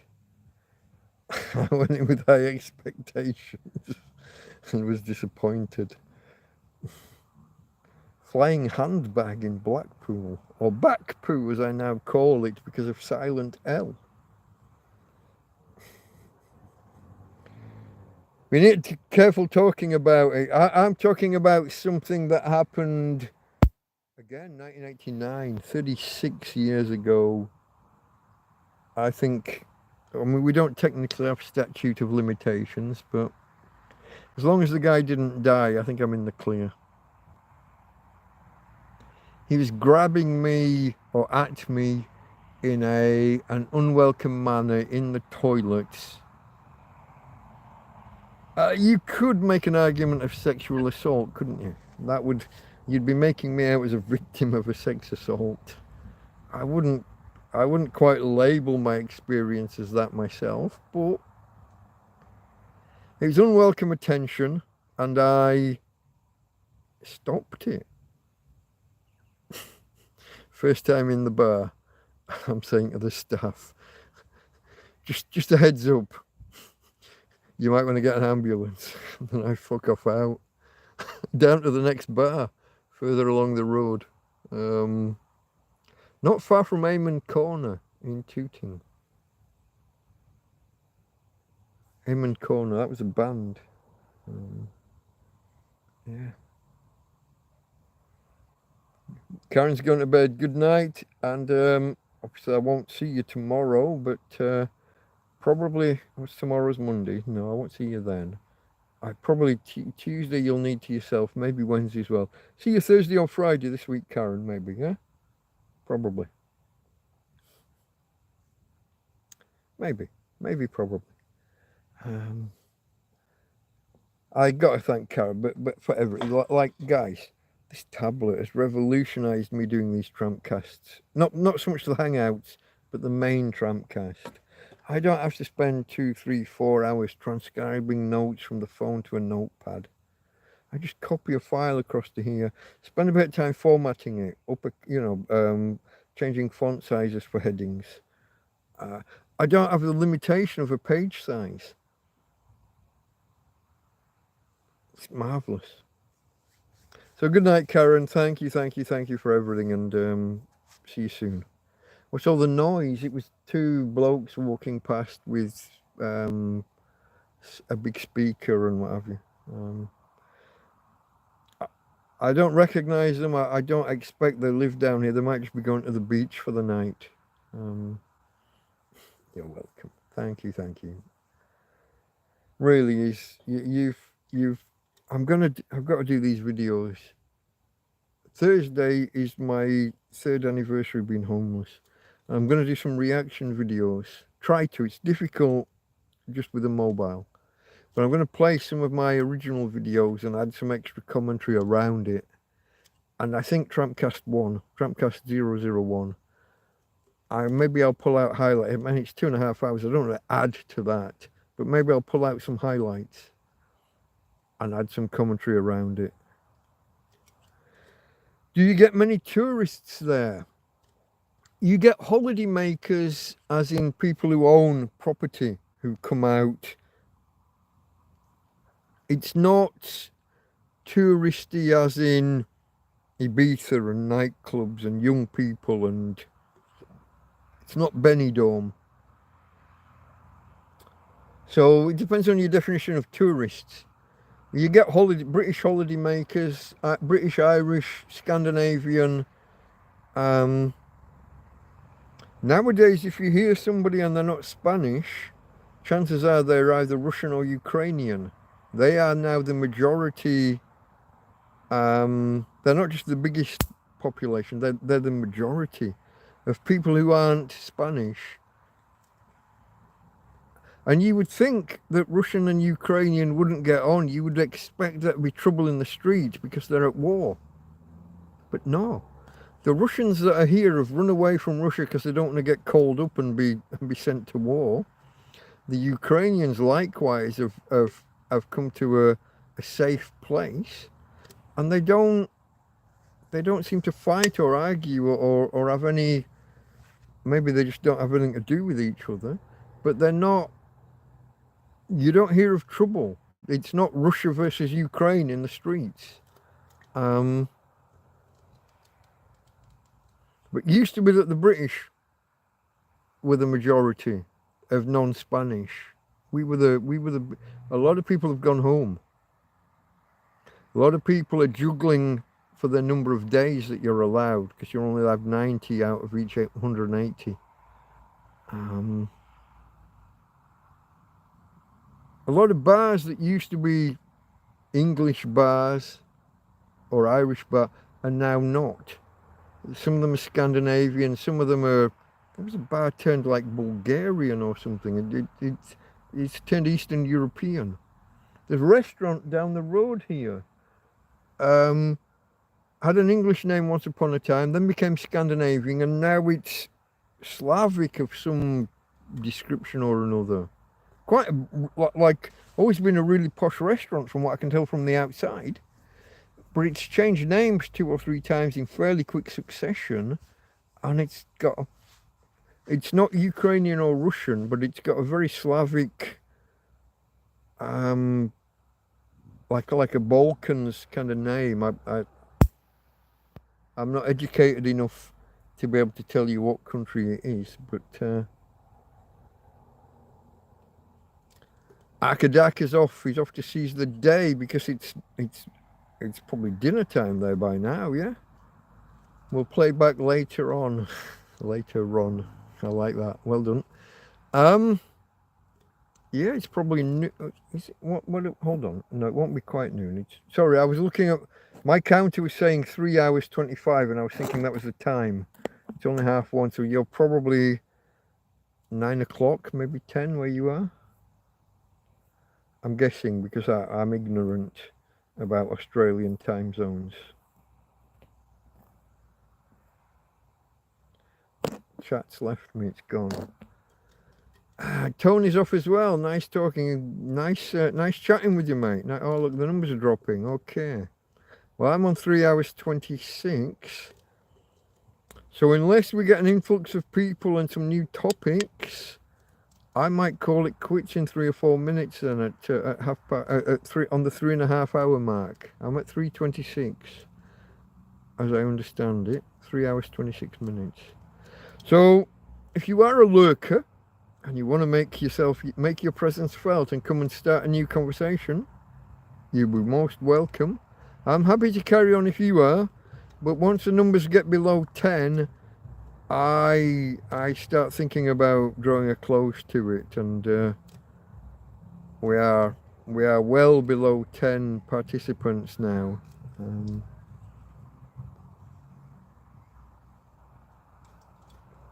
Maybe I don't even need to open another can. I can't see my bin. I've got a bin bag over here. Clearly I missed. I'll get that later or in the morning. I can't get over. Can you see this? Can you see how wet that is? It's almost unsafe just to have my tablet out here. It's spookily wet. This is summer. Which kind of makes it worse. Warm air through the day absorbs all the moisture, and you only need to drop a couple of degrees at night. It's still warm, but for the amount of moisture the air has absorbed, we must be close to 100% humidity because of the dew point, because of the temperature just dropping a couple of degrees. The last I checked, wasn't it still 26 degrees out here? If it's safe to power the tablet on, let me take a quick look for the temperature. I have got a thermometer, but I've lost it. I've got a clock that has a thermometer built in, but I haven't got batteries in it at the minute. 24 degrees at the moment, but wet through. Let me see if I can get a humidity reading. It's gonna be close to 100%. Where do I look? That's where I would look, but it's not saying. Good. 90% at the minute. 90% humidity. Told it was close to 100. And it has to be for the moisture. The air is holding more moisture, had more moisture than it can hold. Hence the dew point. We're wet through here with everything. Covered in it. I've just wiped the tablet on me. The arms in my chair are a little bit wet. Everywhere I look here, I'm looking at moisture just everywhere. My knife, I don't know, I did show it before. Can you see? Yeah, you can see the speckled, you can see the moisture there. Gonna have to wipe that off, otherwise we're going to start getting a rusty blade or a rusty hinge or whatever inside. I don't know if it's stainless steel. I guess it will be labelled as stainless steel. But if it's come from Russia rather than Sheffield, will you believe it? What's the place in Sweden? It's the brand of a set of knives, and I've got some, and it's the name of a city. where a king hid out while being chased by the by the Norwegians? Or we got it the right way around? Give me a brand of knives, folks. I can't remember. Swedish, it's a Swedish city. So it's their equivalent of Sheffield steel. It's a brand of knives, especially bushcraft and carpentry blades. Give me a second. I'll look it up on the tablet because I hate giving half a story and not getting that. Swedish steel company or knife company. I'm not sure. I'll go with steel to begin with. Mora. I didn't even, hold on. It's not even here. That wasn't the answer on the screen. I didn't cheat. I just remembered it myself. This says SSAB. Prominent Swedish steel company. Da, da, da, da, da. Now if I'd put knife company, what would have come up? Knife, because Swedish. Cuchillo Mora. Yeah, Mora would have been the first result if I'd put knife company. Mora Kniv. Because you pronounce the K in most of those countries. I don't know that definitively, but I know it as a general rule. Germany and other countries with Germanic languages. Oh, more, here we go, look. Terence was there. He got an L rather than an F, but yeah. There was Tony, and Tony was off. I don't know if you're still here, mate, but good night. More, Terence, there you are, there, carbon steel. Yeah, very good knives. I had, a friend gave me a few. Well, so I got one and some rebar, about 18 inches, 45 centimeters, half a meter almost of rebar. And I was using the knife and the rebar, and I was splitting wood back when I was having fires here every night to boil my water to make it safe. Is that I don't know. And this friend gave me the knife, and then they went home to Sweden for about 4 months, like over summer, 4 or 5 months. I got about 3 or 4 months in, and I'm using this thing to break down pallets and gate posts. And if you've ever taken apart a gate post, there's lots of interlocking. You've got wood going in different directions. It's all interlocking. It's very clever, but it's very tough because the wood's all going in different directions and plugged into each other, and you can't just cut them straight down. They're a nightmare. And I was hammering away with this knife, smacking it through wood. The little beams, the little planks, the little lats from pallets, no problem. But the big trusses, the big pieces of the pallet, I was chopping down, and I was doing this for months. And then eventually, obviously, the knife, metal fatigue, it snapped one day. And I spent the next couple of months trying to use little bits and trying to plug the bit into a bit of wood and make my own like knife handle and carry on using this. It was all very awkward and very shit. And the guy comes back, and in between that winter and the next, gives me like about five knives. He just hands me like 5 of them. What the fuck? Some of these knives can be like 100 fucking euros. Some of them are 10 or 20. But now he's a carpenter, not just a carpenter, cabinet mate. If you know your woodwork, You've got people who work on building sites and do and bend bits of wood that are just for holding bits of cement in place, bits of concrete, whatever. This is one level of woodwork.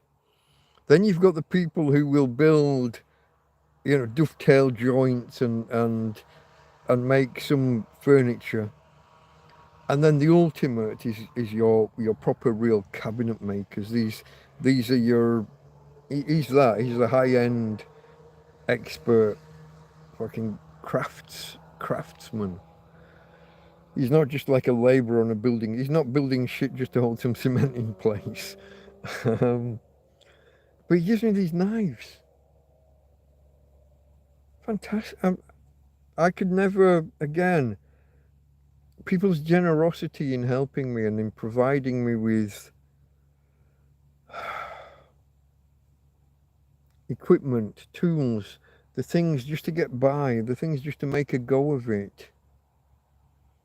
Such generosity. He gave me one knife, and then he found out later that I'd struggled because the one knife had broken and I'd had to carry on struggling to use it for a couple of months afterwards.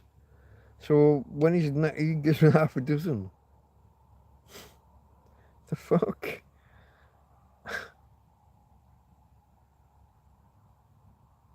Incredible.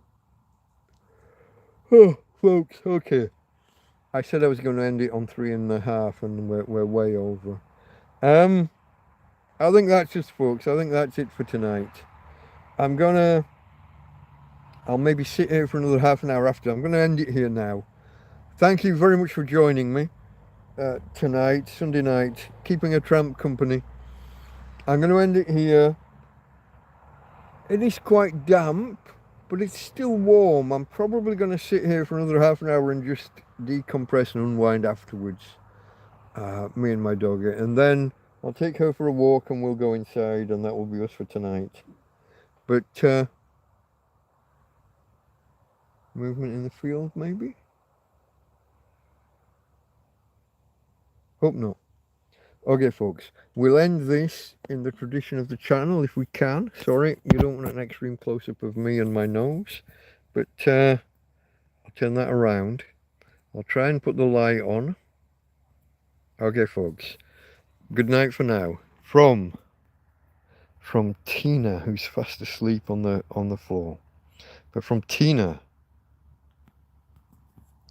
and from me, Delta Mike, out.